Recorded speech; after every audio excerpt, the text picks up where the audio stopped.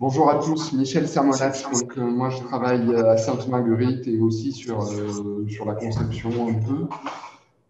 J'espère que vous allez bien. On va voir aujourd'hui sur le sujet des schizophrénies, mais sur une orientation vraiment clinique. L'idée est aussi de pouvoir vous présenter un cours sur les modalités de prise en charge. Ce sera Théo Corchia qui vous proposera plutôt ça, et moi de m'en tenir vraiment au volet clinique. Alors, le plan que je vais vous proposer, c'est celui-ci. Quelques mots et généralités sur les troubles psychotiques en général et comment situer les schizophrénies au sein des troubles psychotiques. Alors là, je pense qu'il y aura beaucoup de choses que vous connaissez déjà. On est vraiment dans des principes généraux. Avant d'attaquer des approches plus sémiologiques, on va regarder dans le détail la question du syndrome délirant, ou positif ou productif. Puis, quatrième partie, la désorganisation. On détaillera encore plus la question du syndrome négatif. Et on terminera sur les aspects d'épidémiologie et sur les profils évolutifs, et notamment une petite introduction aux étapes initiales, chose qu'on reverra dans les années suivantes, plus en détail sur les schizophrénies débutantes. Si nous avons le temps, je vous proposerai une toute petite partie plus spécifiquement portant sur la question du délire schizophrénique par rapport aux autres troubles. Mais là, on sera vraiment dans un niveau peut-être plus détaillé. Je ne sais pas si nous aurons ce temps-là ou pas, nous verrons à ce moment-là. Mais on va commencer sur les 6 premières parties et notamment sur les généralités sur les troubles psychotiques. J'essaierai de vous proposer à chaque fois des allers-retours sur un versant plus historique, plus classique, et puis aussi comment dans les classifications internationales, et notamment le DSM et les dernières versions, la 5e, les choses ont pu évoluer. On essaiera de proposer ces allers-retours tout au long de la présentation. Introduction générale, la définition d'un état psychotique au sens large, en réalité, c'est tout de même assez difficile de proposer une définition satisfaisante qui correspondrait à l'ensemble de ce qu'on classe aujourd'hui sous le terme de trouble psychotique. Finalement, on pourrait même se dire qu'un état psychotique comme caractérisé par une altération profonde du contact avec la réalité, on est tout proche ici des premières propositions de définition comme les avait suggéré Émile Kreplin, par exemple. Et donc, les choses restent quand même, on peut évoluer, et pourtant, aujourd'hui, premier piège, il s'agit de bien distinguer d'une part la famille nosographique des troubles psychotiques, c'est-à-dire des psychoses, de ce qu'on va appeler, notamment dans la littérature anglo-saxonne, le syndrome psychotique ou délirant ou positif, qui peut être retrouvé dans les troubles psychotiques classiques, mais qui peut être aussi associé à d'autres troubles en dehors du tiroir nosographique des troubles psychotiques, notamment, on pense ici aux troubles affectifs sévères, les états maniaques délirants, les états mélancoliques délirants, vous le savez bien, qui font partie non plus des troubles psychotiques comme c'était le cas dans la littérature classique, mais qui sont dans les troubles affectifs, et pourtant, il peut y avoir des symptômes ou des caractéristiques psychotiques associées. Je crois que ça, maintenant, vous le savez évidemment. Toujours dans le registre des définitions, et toujours sur des définitions difficiles à préciser, la difficulté à définir ce qu'est un délire. Alors, un délire, c'est une croyance erronée, ça c'est de la définition du DSM-5, mais les définitions proposées dans les versions précédentes en étaient très proches. Une croyance erronée, donc, fondée sur une déduction incorrecte concernant la réalité extérieure, fermement soutenue en dépit de l'opinion très généralement partagée et de tout ce qui constitue une preuve incontestable et évidente du contraire. Il ne s'agit pas d'une croyance habituellement partagée par les autres membres du groupe culturel du sujet. Oui, sur la définition du délire, plusieurs termes qui pourraient se prêter à discussion. Alors, le délire comme une croyance erronée, c'est possible, comme format de l'expérience délirante, mais il existe aussi des formes de délire qui ne reposent pas sur une croyance, certaines intuitions, les hallucinations. Vrai pour certains mécanismes, mais pas pour tous. fondée sur une déduction incorrecte. Alors ça, c'est particulièrement vrai pour le mécanisme interprétatif, mais ça parle bien moins des autres mécanismes. Concernant la réalité extérieure, là aussi, évidemment, bien souvent, les thématiques délirantes peuvent porter sur la réalité qui nous entoure, le quotidien, mais on sait aussi qu'elles peuvent aussi parler de soi et pas uniquement de la réalité dite objective. Délire comme fermement soutenu, là aussi, c'est bien souvent vrai quand il y a une conviction délirante très marquée, inébranlable, mais on sait aussi qu'on peut rencontrer beaucoup de patients qui peuvent souffrir de schizophrénie notamment et qui sont tout à fait capables, notamment à distance de l'expérience délirante, d'avoir un point de vue critique, d'avoir une conscience des troubles, un insight. Donc là aussi, le côté fermement soutenu n'est pas forcément vrai pour toutes les expériences délirantes. Il ne s'agit pas d'une croyance habituellement partagée. Là aussi, c'est pour moduler dans la définition du délire des aspects plus transculturels. C'est vrai, mais il existe aussi ce qu'on appelait, c'était plus à la mode auparavant, des délires partagés. Et là aussi, sur la question d'un partage possible de croyances délirantes, on sait que ça n'est pas aussi rigide que ce que la définition nous le proposerait. Voilà pour quelques mots sur les difficultés de définition des troubles psychotiques et du délire. Si ça vous va et que vous n'avez pas de questions, on continue à avancer dans l'introduction générale des troubles psychotiques.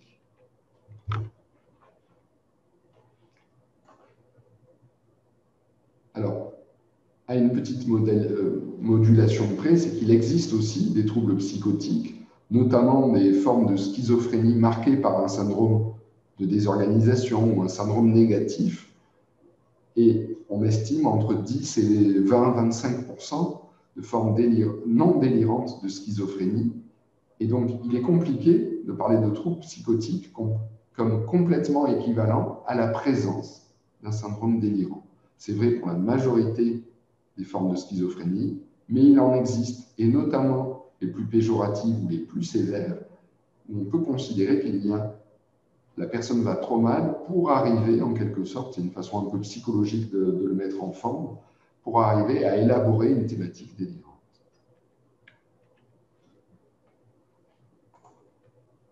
Alors ça, c'est à votre place comment j'avais appris à situer, et on le présente beaucoup moins comme ça désormais, les troubles psychotiques les uns par rapport aux autres. Là aussi, je pense que je ne vous apprends rien. Et finalement, si on veut garder les idées claires, deux grandes questions à se poser pour se dépatouiller un peu dans la question diagnostique des formes de psychose. La première question entre les formes aiguës, moins de 6 mois, versus les formes chroniques. Et on va voir dans les formes aiguës comme les classifications ont pu évoluer. Et au sein des formes chroniques, la deuxième question à se poser, c'est finalement la présence ou non d'un syndrome de désorganisation. Si oui, alors ça correspond à l'ancienne définition de la schizophrénie comme le modèle des psychoses chroniques avec désorganisation. Tandis que, par contraste, lorsqu'on aura affaire à des formes de troubles psychotiques chroniques mais sans désorganisation, on va aboutir ici à la catégorie diagnostique des délires persistants, ce qu'on appelait avant la psychose paranoïaque, et d'autres formes plus rares, mais qu'il est important de connaître, la PHC et la paraphrénie. On en dira un petit mot aussi, là, à un niveau de classification internationale. Vous le savez bien, là aussi, je passe très vite là-dessus, hein, mais vous avez pu apprendre pour l'internat et dès maintenant, vous êtes en contact avec des patients, et l'ancien terme de désorganisation, on parlait avant de dissociation schizophrénique, à ne pas confondre du tout avec l'appellation actuelle dans le DSM de dissociation non schizophrénique pour les troubles dissociatifs.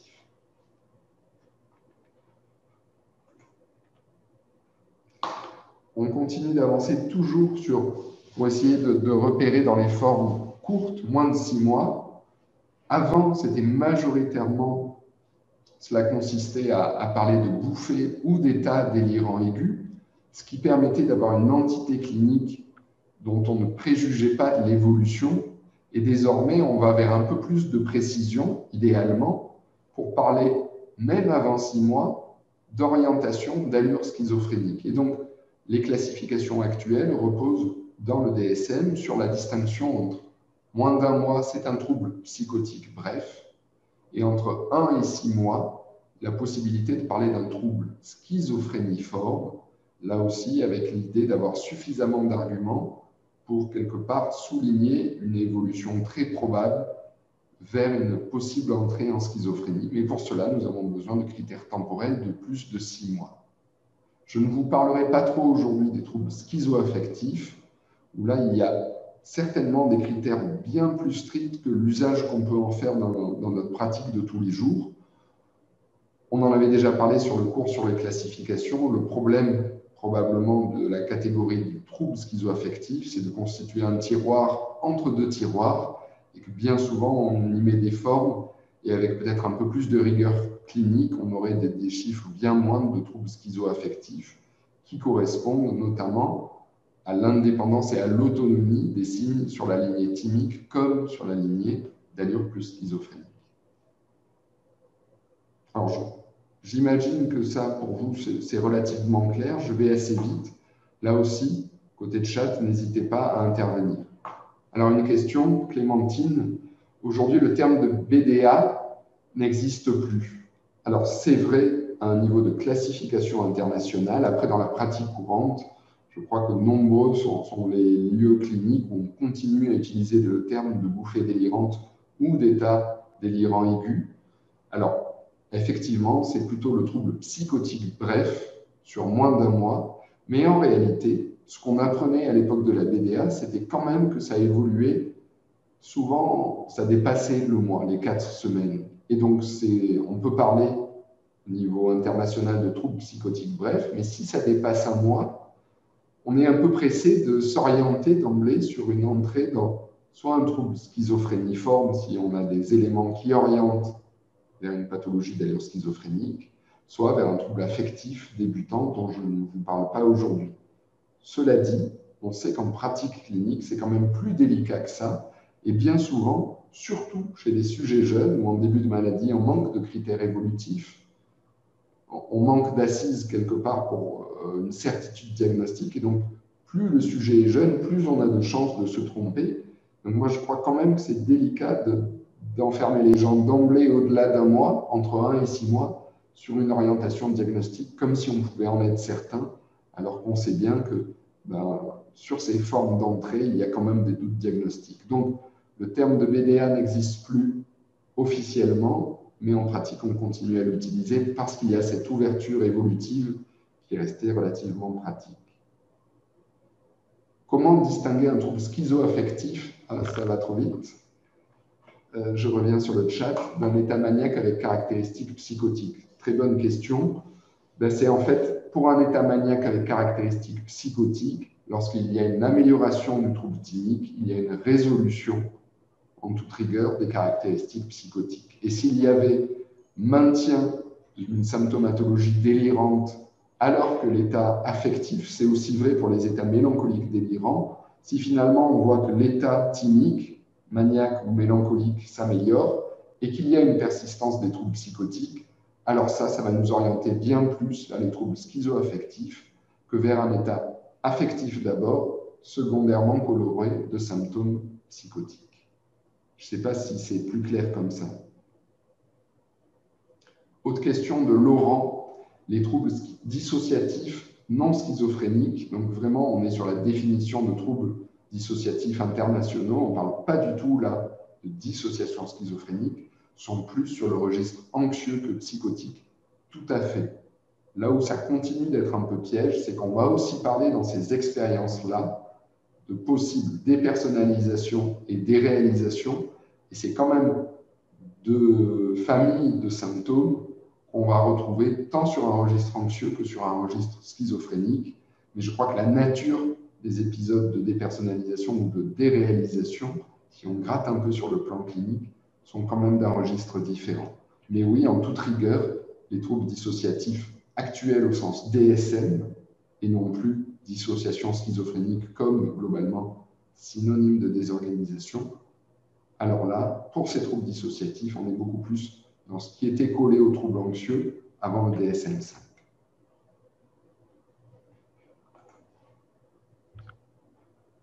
Si ça vous va maintenant, parler un peu plus des figures classiques, hein. Alors ça, c'est un peu la tarte à la crème dans l'histoire de la sémiologie schizophrénique, mais c'est important de le resituer et de ne pas s'arrêter juste au name dropping. Et donc, d'aller, si vous en avez l'occasion, même s'ils ne sont pas toujours accessibles, aux textes initiaux, ou en tout cas à des lectures assez proches des textes initiaux, et de ne pas s'arrêter jusqu'à Bleuler, c'est le terme de la schizophrénie, et en gros l'idée d'une désorganisation, et Kraepelin, la démence précoce et l'aspect évolutif. Si on devait dire quelques détails en plus, donc Bleuler parlait d'emblée des schizophrénies au pluriel, en réalité dès 1908, pas dès 1913 comme on le retrouve plus souvent. Et pour Bleuler, il y avait quelques éléments cliniques, c'est les fameux 4A, comme on peut apprendre, c'est-à-dire un relâchement des associations, des troubles de l'affectivité, une ambivalence schizophrénique, et ce qu'on va revoir tout à l'heure au sujet du syndrome négatif, l'autisme au sens bleulerien. Là où Bleuler, on s'arrête bien souvent et on oublie d'aller détailler quand même une approche deux approches plus précisément qui sont quand même très intéressantes. Une première approche qu'on dirait aujourd'hui étiologique, et Bleuler distinguait des symptômes qu'il disait primaires, c'est-à-dire dans l'hypothèse d'une proximité avec une étiologie à trouver. Il avait la prudence, sans avoir l'étiologie, de dire même si on ne connaît pas l'étiologie, on a l'idée de symptômes qui sont vraiment très directement liés aux processus biologiques initiaux. Et pour Bleuler, parmi les symptômes schizophréniques, c'était la perte des associations qui était probablement pour lui la plus proximale avec un processus biologique, versus des symptômes secondaires au sens bleulerien, c'est-à-dire plus à distance, peut-être plus compensatoires ou plus réactionnels. Et pour Bleuler, même si c'était particulièrement important, l'autisme est un symptôme secondaire. Le délire encore plus, et probablement plus dans un registre compensatoire, et on va en parler de suite sur une autre approche. L'autre approche développée par Bleuler, c'est de distinguer des symptômes schizophréniques qu'il considérera comme fondamentaux, c'est-à-dire l'idée qu'ils sont nécessairement présents dans toute forme de schizophrénie. Et pour Bleuler, le symptôme fondamental, c'était l'autisme au sens schizophrénique, bleulérien, alors qu'il existe d'autres symptômes qu'il va décrire comme accessoires. Ça veut dire pour Bleuler, un symptôme accessoire, c'est qu'il peut être présent dans certaines formes, mais qu'il peut tout à fait, dans ce qu'on appelait avant les formes pauci-symptomatiques, ne pas être présent. Et pour Bleuler, c'est vraiment le délire, et pour beaucoup d'autres, c'est une grande tradition, la psychopathologie, de considérer le délire comme à la fois secondaire, mais aussi non constant, donc accessoire, au sens de Bleuler. Mais ça, c'est quelque chose qu'on a un peu oublié en cours de route. Ces deux oppositions, ces deux contrastes, approche étiologique avec symptômes primaires versus secondaires, et approche plus clinique avec symptômes fondamentaux, nécessairement présents dans toute forme de schizophrénie, l'autisme, bleulérien, ou alors un syndrome délirant qui ne serait qu'accessoire, c'est-à-dire pas nécessairement présent. On reviendra, je vous propose qu'on garde la question de l'autisme bleulérien pour le rapprocher de ce qu'on appelle aujourd'hui le syndrome négatif. S'il fallait vous dire aussi quelques mots d'Émile Kraepelin, là aussi une belle moustache, et Émile Kraepelin qui est vraiment connu comme le père fondateur des nosographies actuelles et qui proposait très tôt la distinction entre démence précoce et psychose maniaco-dépressive parmi d'autres troubles. Et Kraepelin reste très connu pour la robustesse de ces approches catégorielles. On s'en est finalement encore assez peu éloigné. Ça reste la base des classifications actuelles. Mais il est aussi très connu, Kraepelin, pour l'aspect évolutif, l'accent qu'il mettait sur la nécessité de voir le profil évolutif des troubles. Et pour Kraepelin, il y avait quand même une vision très péjorative de la démence précoce qui, à son sens, évoluait nécessairement vers une détérioration. Le terme de détérioration n'était pas le terme utilisé par Kraepelin. Le terme utilisé par Kraepelin, qui n'était pas le plus grand des humanistes, c'était le terme de dégénérescence. Et si on parle de démence précoce, c'est parce que Kraepelin, qui était un psychiatre allemand, travaillait aussi très proche, par exemple, de manière très proche d'Alzheimer, et il y avait aussi au même moment l'essor des troubles futurs démentiels, et à l'époque on parlait de dégénérescence. S'il fallait résumer un peu de manière caricaturale, Kraepelin avait donc quand même tendance à décrire les démences précoces qui vont être reprises sous le terme quelques années après de schizophrénie après l'apport de Bleuler. Mais pour Kraepelin, les démences précoces étaient nécessairement dans une évolution très péjorative de dégénérescence, donc une vision très pessimiste de l'évolution. On sait désormais que c'est pas du tout, c'est très remis en cause. Et puis pour mémoire aussi, c'est plus de l'ordre de l'anecdote historique, mais Kraepelin, pendant toute une période de ce qu'on appellerait aujourd'hui son assistanat, avant de revenir en Allemagne, avait travaillé quelques années en Estonie, et sur les bases de des données sur lesquelles il s'est fondé pour proposer le début des classifications, il y avait une lecture des registres, date d'entrée, date sortie, sans contact avec les patients et sans échange clinique. Donc, ça renforce un peu l'accent mis sur le profil évolutif au détriment de la clinique et de l'échange et du dialogue. Vous imaginez à l'époque, fin du 19e et début du 20e, on n'était pas dans une approche très humaniste et qui laissait beaucoup de place à la parole des patients. Pour la petite histoire, Kraepelin avait aussi une vision très péjorative, non pas que sur l'évolution, mais aussi sur des aspects de dangerosité. Il pouvait énoncer que les patients fous ou psychotiques, comme il pouvait le dire, allaient évoluer nécessairement vers des aspects de dangerosité avec une très faible marge de thérapeutique possible. Donc, une vision sur laquelle on est bien revenu en termes de pronostic, d'évolution, mais on a quand même gardé les bases de la classification et on reste encore très proche de ce qu'avait posé il y a plus d'un siècle, presque 130 ans désormais, enfin 120 ans, Émile Kraepelin. Je ne sais pas si c'est des choses qui vous sont familières ou pas. Je vous propose aussi qu'on continue. Alors là, on a dépassé la notion des troubles psychotiques en général pour aller dans le détail de la clinique schizophrénie.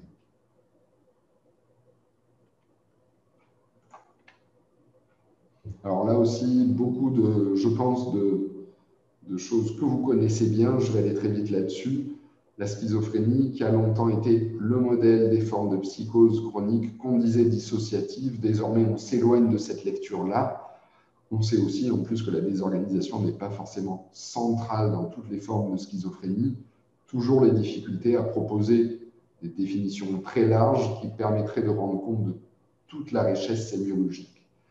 Affection fréquente, prévalence, on est plus proche du 1 que du 2%, généralement sévère, avec un âge de début 15-35 ans. Là aussi, c'est des choses que vous connaissez bien, mais quand même de vous préciser, dans une approche plus internationale ou anglo-saxonne, que cet âge de début, il est beaucoup moins central, par exemple dans la psychiatrie anglo-saxonne, où on se permet beaucoup plus de parler de schizophrénie du sujet âgé, non pas pour parler de vieillissement de personnes qui souffrent d'une schizophrénie depuis bien longtemps, mais plutôt pour parler d'entrée relativement tardive dans la schizophrénie.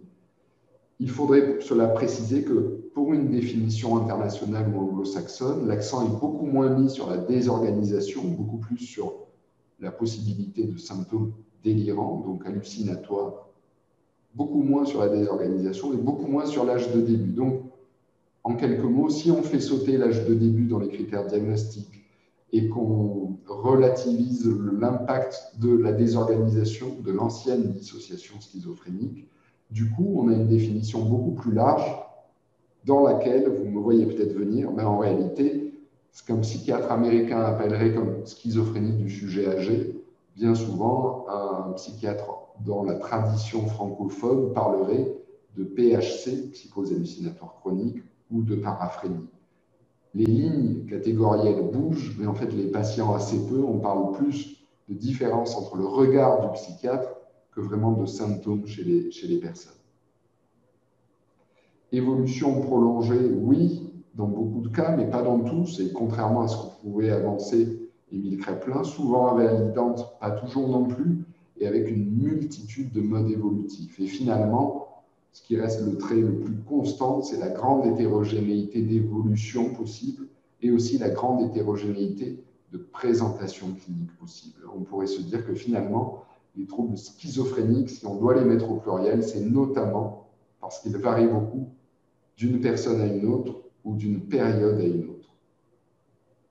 Et puis, un autre point important, beaucoup de prudence sur les modèles étiologiques qui sont tellement multiples, à de multiples niveaux, que finalement, dès que quelqu'un vous parlera d'une étiologie unique pour résumer toute l'étiologie ou la physiopathologie de la schizophrénie, beaucoup de modestie à avoir, hein, c'est des modèles qui vieillissent vite, que ce soit en termes de la schizophrénie, c'est la forclusion du nom du père, je caricature bien sûr, ou la schizophrénie, ce serait uniquement un déséquilibre dans l'expression de la dopamine au niveau cortical ou plus profond.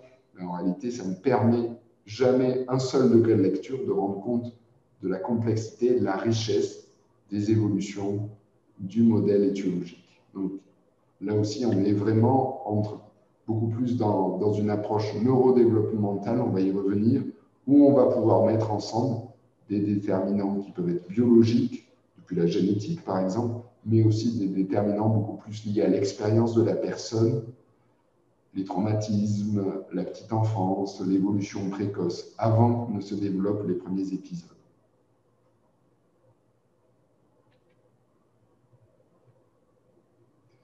Autre point, une distinction mais que vous connaissez bien classique, et on pourrait faire un peu au forceps un amalgame des équivalences entre ce qu'on appelait avant dans la nosographie française, il y a les trois aspects de délire, de dissociation schizophrénique et d'autisme au sens bleu-lérien.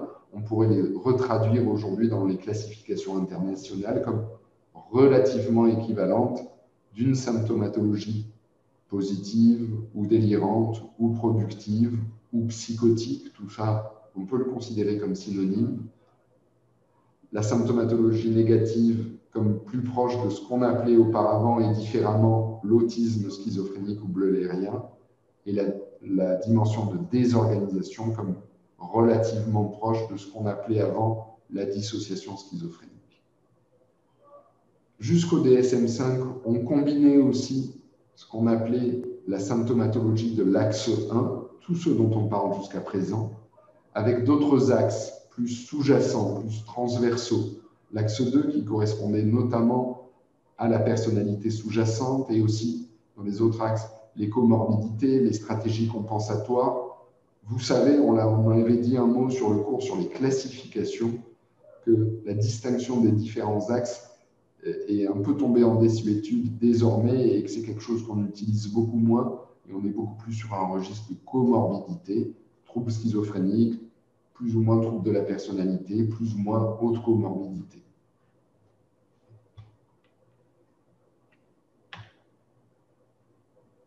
Si on regarde le détail désormais des critères diagnostiques, alors moi je ne crois pas qu'il faille apprendre, mais vous aurez peut-être différents avis là-dessus, la clinique schizophrénique à partir des seuls critères diagnostiques. C'est bien de les connaître, mais je crois qu'ils ne suffisent pas à réduire les phénomènes cliniques. En tout cas, il y a beaucoup de lieux dans le monde où désormais on apprend comme ça la clinique à partir des grilles critériologiques. Mais en tout cas, c'est bien de les détailler. Sur les symptômes caractéristiques d'une expérience schizophrénique, il faut au moins 2 des manifestations suivantes: des idées délirantes, des hallucinations, une désorganisation du discours et ou un comportement qui peut être soit désorganisé, soit catatonique, et ou des symptômes négatifs, avec quelques exemples qui sont redonnés dans les grilles DSM désormais. Mais vous savez, on l'avait bien redit pour le cours sur les classifications, que la seule sémiologie ne suffit pas. Il faut aussi des critères de retentissement fonctionnel, donc une dysfonction, qu'elle soit sociale ou en termes d'activité, et aussi d'autres critères de durée, des perturbations pendant au moins 6 mois, mais aussi des critères d'exclusion, on pourrait dire plus rapidement, des critères de diagnostic différentiel, qu'ils soient psychiatriques, et les plus classiques, c'est la question du diagnostic différentiel avec soit un trouble schizoaffectif, soit un trouble de l'humeur, notamment débutant.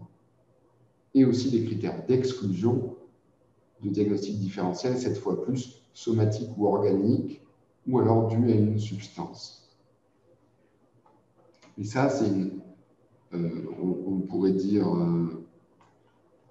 je déplace les fenêtres, on pourrait dire que c'est une démarche diagnostique qui dépasse de loin la seule question de la schizophrénie, et c'est valable pour l'ensemble des troubles psychiatriques qu'on voudrait définir. Ça aussi, je crois que je vous en avais dit un petit mot sur le cours, sur les classifications. On peut considérer que dans les différentes versions du DSM, on pourrait retrouver, si on veut rattacher les choses à des grandes figures classiques ou historiques, on pourrait dire que, surtout depuis le DSM-3, on a une orientation qui est quand même, on pourrait dire, néo-créplinienne, dans le sens où on est quand même toujours très proche des grandes catégories proposées par Kraepelin. Un accent mis sur des aspects délirants, hallucinatoires ou pré-hallucinatoires du DSM-4. On peut les qualifier en ce sens de néo-schneideriens. On va revenir sur les points définis par Kurt Schneider, qui est un psychiatre allemand qu'on connaît assez peu en France, mais qui a une influence quand même très forte dans l'ensemble de la psychiatrie contemporaine. Donc, on a pu trouver comme appellation du DSM-4 finalement une réduction en disant c'est une lecture vraiment néo-schneiderienne. Quand on dit ça, ça veut dire l'accent est vraiment mis sur le versant délirant et hallucinatoire, avec un virage depuis le DSM-5 où l'accent est un peu rééquilibré sur des aspects cognitifs et de désorganisation. Et en ce sens, on pourrait dire, là aussi ça reste caricatural et ça pourrait être discuté, mais que l'orientation du DSM depuis sa 5e version s'inscrit beaucoup plus dans une approche qu'on dirait néo-bleu-ehlérienne, s'il fallait jouer comme ça au jeu des aspects apparentés avec des descriptions classiques. Alors, est-ce que vous voyez des questions sur ces points-là? Est-ce que les choses vous paraissent claires ou est-ce que vous voulez intervenir? Je vous laisse quelques minutes, quelques secondes.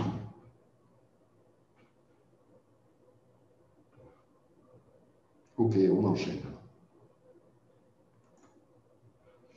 Alors là aussi, je ne vais pas vous faire l'affront, ça c'est des choses que vous avez probablement dû bien bachoter avant le CN. Comment on décrit en général un syndrome délirant ou positif ou productif. Je ne vais pas vous le redétailler avec les fameuses caractéristiques des mécanismes, de l'ancienneté, de la structure ou de la systématisation, des thématiques, de l'affectivité et du retentissement fonctionnel. Peut-être juste rappeler que dans la schizophrénie, on peut retrouver tous les mécanismes. Il n'y en a pas un de spécifique, c'est plutôt sur d'autres démarches par rapport à des troubles délirants persistants. La rareté des hallucinations, dans ce qu'on appelait avant les psychoses paranoïaques, l'absence en théorie des hallucinations. Ce qui veut dire aussi que dans des lectures très classiques, on pense souvent là au président Schreber, décrit par Freud qu'il n'avait jamais vu cliniquement, comme quelqu'un qui souffrirait ou qui aurait souffert de psychose paranoïaque, alors qu'aujourd'hui, Schreber, si vous lisez le président Schreber ou les mémoires d'un névropathe, ce serait quelqu'un qui serait plutôt décrit comme souffrant d'un trouble beaucoup plus schizophrénique que paranoïaque. Tout ça pour dire, les grilles ont bougé au cours du temps, mais malgré tout, les mécanismes restent importants, même si aucun n'est spécifique de tel. Il n'y a pas de pathognomonie en psychiatrie, vous le savez bien, mais c'est quand même beaucoup plus les mécanismes que les thématiques qui vont pouvoir nous permettre de nous orienter dans une démarche diagnostique.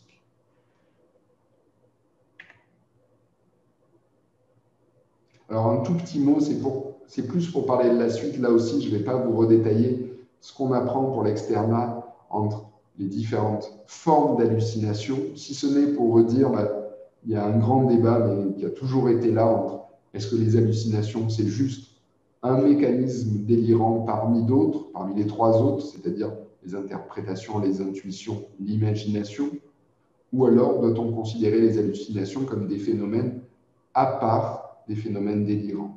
Là aussi, la question n'a jamais pu être tranchée. Il est plus intéressant. Oui, je vais vous dire un mot d'automatisme et syndrome d'influence bien volontiers. Mais juste pour vous dire que sur la question hallucination comme simple mécanisme délirant, ou alors comme quelque chose d'un peu distinct du délire en général, là aussi vous retrouverez des études, des travaux, des approches ou des modèles, tantôt qui vont les mettre ensemble, tantôt qui vont les distinguer. En tout cas, ce qui est important à retenir pour la schizophrénie, plus de 50% des patients, vraiment la modalité la plus importante, c'est quand même la modalité auditive, qu'elle soit élémentaire ou acoustico-verbale.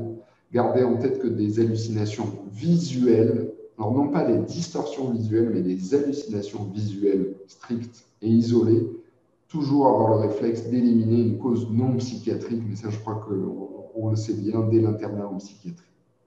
Et puis bien connaître la proximité qu'il y a entre hallucinations psychosensorielles, acoustico-verbales, qui sont les plus fréquentes, les voix, les HAV, qui sont très proches et pour beaucoup équivalentes des hallucinations intrapsychiques.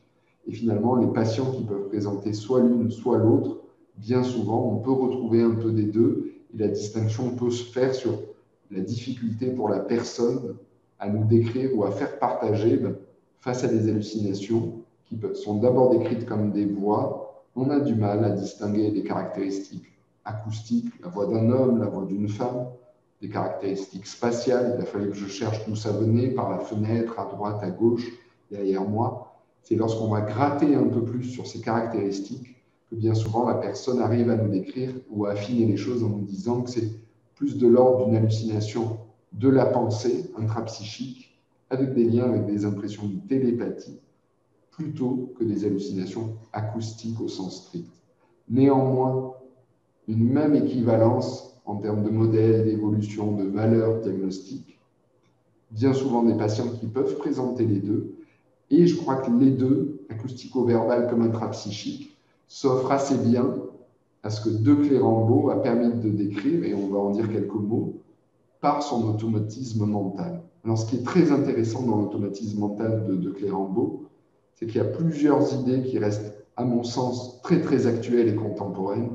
D'abord, que contrairement à la fameuse image du coup de tonnerre dans un ciel serein, ben on sait que lorsqu'on va chercher de manière rétrospective des prodromes, des signes annonciateurs, on retrouve de manière rétrospective bien souvent des éléments. Le ciel n'était pas si serein que ça, il y avait des nuages, mais là aussi, le jeu est bien plus facile de manière rétrospective. Quel ciel sans aucun nuage? Donc, c'est quand même délicat et c'est toujours plus facile après coup. Donc, premièrement, il y a une séquence progressive, il y a des éléments qui nous permettent de comprendre comment on va avancer dans la constitution d'un automatisme mental, sachant que d'ailleurs, l'automatisme mental, on peut retrouver, alors que ça a longtemps été difficile à retrouver en termes d'édition, l'ouvrage de Clérambault. Donc, je vous invite vraiment, c'est assez précieux en termes de richesse clinique, même si on peut être en désaccord sur certains aspects. Là où c'était très intéressant, c'était aussi de proposer cette graduation dans l'évolution et l'installation des symptômes. Je ne vais pas revenir au détail de l'automatisme mental, mais il y avait une distinction entre petit et grand automatisme mental, et ça ne suffisait pas, d'ailleurs, ça va même plus loin que ça, dans la graduation progressive des phénomènes. Les autres éléments, je crois que là où c'est très intéressant dans l'automatisme mental, c'est de repérer que De Clérambault nous permet de nous éloigner de la classique définition des hallucinations comme, et ça c'est les neurologues qui nous ont appris ça, hallucination comme simple perception sans objet. Et finalement, et ça n'était pas le seul à avoir proposé ça, mais il l'a quand même très joliment mis en forme, l'automatisme mental, c'est quand même une belle façon de repérer que s'il fallait parier sur perception sans objet ou autre chose, De Clérambault nous apprend ou nous souligne que ce serait plus de l'ordre d'une perception sans sujet, avec des phénomènes qui sont d'abord un peu neutres, qui perdent la labellisation d'une sorte de mienneté de l'expérience, c'est-à-dire comme si le monologue intérieur, qu'il soit psychique ou qu'il soit plus acoustique, petit à petit perdait cet aspect d'emblée d'être reconnu comme mon expérience propre en première personne. Ça se neutralise, ça s'anonymise, ça perd du label subjectif de la personne. C'est très probablement et d'autres auteurs à côté de Clérambault, et aussitôt de Clérambault, il y avait d'autres propositions pour décrire que, quelque part, il y a une vraie instabilité à vivre des phénomènes comme ça, privés du sens de soi. Et donc, c'est tellement instable que probablement, on a beaucoup décrit le délire comme une tentative compensatoire, ratée, pathologique, mais quand même une tentative finalement de stabiliser les choses et pour redonner un peu de sens, même s'il peut apparaître très impartageable ou hermétique, à une expérience aussi instable et déstabilisante que quelque chose qui serait une expérience de soi sans sens de soi. C'est un peu compliqué, mais de Clérambault est parmi les premiers à nous dire non, les hallucinations dans la schizophrénie, ce n'est pas des perceptions sans objet, ce serait plus des perceptions sans sujet, sans le sens de soi. Et ça, c'est quand même une hypothèse de travail qui revient très forte dans la compréhension actuelle des hallucinations schizophréniques. Je n'ai toujours pas dit la définition entre automatisme mental et syndrome d'influence, mais lorsqu'on va avancer dans l'automatisme mental, cette instabilité d'une expérience qui serait comme ça très neutre de l'extérieur, qui tomberait dessus sur la personne, on peut aussi imaginer qu'il y a là-dedans un aspect très persécutoire d'emblée, quel que soit le contenu de ce qui est vécu. Ça veut dire que ce n'est pas que la thématique ou le contenu qui peut aboutir à de la persécution. En fait, rien que dans les modalités, le format, la forme de l'expérience hallucinatoire, il y a probablement des aspects de persécution qui sont plus formels que thématisés. Et tout ça, c'est certainement tellement perturbant et dur à vivre que une des compréhensions possibles, c'est de dire ça se stabilise dans une thématique de persécution qui vient de l'extérieur, comme une influence qui imposerait au sujet des pensées, des paroles, des actes. Alors, ce n'est pas consensuel les considérer comme ça complètement, mais je crois que ça facilite les choses. Moi, je vous suggérerais, mais on pourrait voir d'autres lectures, quelque part, l'automatisme mental, c'est une forme de mécanisme spécifique propre aux hallucinations dans la schizophrénie et dont la thématique privilégiée serait le syndrome d'influence. Moi, je crois que c'est ça qui m'avait permis d'être un peu à l'aise avec l'automatisme mental. Quelque part, c'est une sur-spécialisation d'un mécanisme hallucinatoire, et notamment pour parler des étapes initiales et de comment ça se constitue, et de garder le syndrome d'influence comme la thématique privilégiée qui y correspond. Je ne sais pas si c'est clair ou si je vous ai perdu avec les histoires de perception sans sujet et perception sans objet. Question de Clémentine, peut-on parler d'un syndrome d'influence chez quelqu'un qui résiste aux voix, qu'elles soient intrapsychiques ou psychosensorielles? Donc, oui, je crois que l'influence, c'est vraiment une thématique c'est une pression très aliénante qui commande, même si, et c'est même une orientation thérapeutique cruciale que de travailler avec la personne des moyens de résister, de les compartimenter, de les repérer. C'est peut-être le premier pas à essayer d'établir avec nos patients que s'il y a une hallucination avec une thématique de syndrome d'influence, et très proche, il y a aussi les insultes et les injures, même si ce n'est pas purement de l'influence cette fois-ci, mais quelque part que le syndrome d'influence, même s'il y a une conscience du trouble, ou s'il y a des comportements ou des stratégies compensatoires pour mieux lutter, malgré tout, on s'autorise à parler d'une thématique d'influence, même si on travaille sur la résistance au commandement du syndrome d'influence. Alors là, je vous le propose de suite après, c'est les symptômes, et on les connaît très peu en France, alors que le reste de l'Europe les connaît, le reste du monde les connaît. C'est intéressant de réfléchir d'ailleurs à pourquoi on les connaît si peu en France. C'est Kurt Schneider, je vous l'ai cité tout à l'heure pour dire le DSM-4, s'il fallait trancher sur une influence ou sur une paternité avec les grands noms des pères fondateurs de la clinique classique, ce serait peut-être plus vers Kurt Schneider. Alors là, on est milieu du XXe siècle et non pas début du XXe siècle. Ce n'est pas du tout un contemporain de Kraepelin et de Bleuler. C'était plutôt un élève de Jaspers, là aussi un autre nom important de la clinique schizophrénique, un élève de Jaspers qui n'a pas beaucoup écrit, mais qui a une influence très forte en termes d'articles ou d'ouvrages, ce qu'on retient le plus de lui, c'était la notion de symptômes de premier rang. Je crois que dans le PowerPoint, vous aurez des abréviations par FRS, First Rank Symptoms, c'est cette nomination-là, très classique de manière internationale, pour parler soit de symptômes positifs débutants, hallucinatoires le plus souvent, soit acoustico-verbal, soit intrapsychique, mais aussi d'étapes initiales ou avant la constitution en hallucination authentique. Alors, je vous les cite, mais on connaît bien ces symptômes-là. Je crois que si on ne connaît pas la notion de symptômes de premier rang, on connaît en tout cas toutes les descriptions qui s'y rapportent. Et Schneider proposait de mettre ensemble des phénomènes qui se retrouvent bien souvent comme des voix qui discutent entre elles, des voix qui commentent le comportement ou les pensées du sujet, des expériences d'influence des pensées, des expériences de contrôle de la volonté par les forces extérieures. C'est très proche tout ça. Et aussi des phénomènes dans les deux sens, soit volés, soit insérés dans l'esprit du sujet par des forces extérieures ou par autrui. Et en gros, c'est très proche aussi de l'idée d'une porosité ou d'une perméabilité de la pensée ou des expériences de soi. Tous ces symptômes positifs, honnêtement, on retrouve dans la littérature beaucoup de descriptions des symptômes de premier rang comme des préalables aux symptômes positifs. Mais une des critiques qu'on pourrait faire, c'est qu'en fait, on est déjà quasiment bien ancré dans les symptômes positifs lorsqu'on peut les décrire de cette façon-là.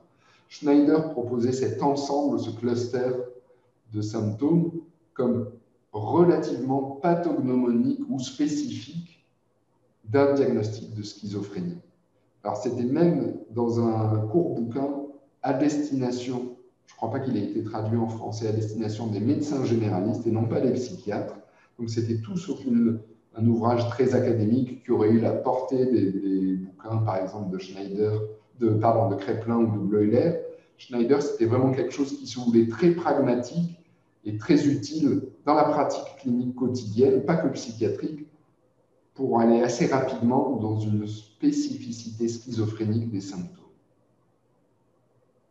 Et alors, pourquoi cette méconnaissance du terme de symptômes de premier rang? Moi, mon hypothèse, c'est qu'en réalité, c'est justement l'influence de l'automatisme mental, la notion développée par De Clérambault, qui a tellement été centrale en France que finalement, on parlait un peu des mêmes choses, même si je crois que De Clérambault y rajoutait un aspect évolutif bien plus fin, mais quelque part, on parle de phénomènes très cousins, voire identiques, mais dans des lectures qui sont plus complémentaires qu'opposées.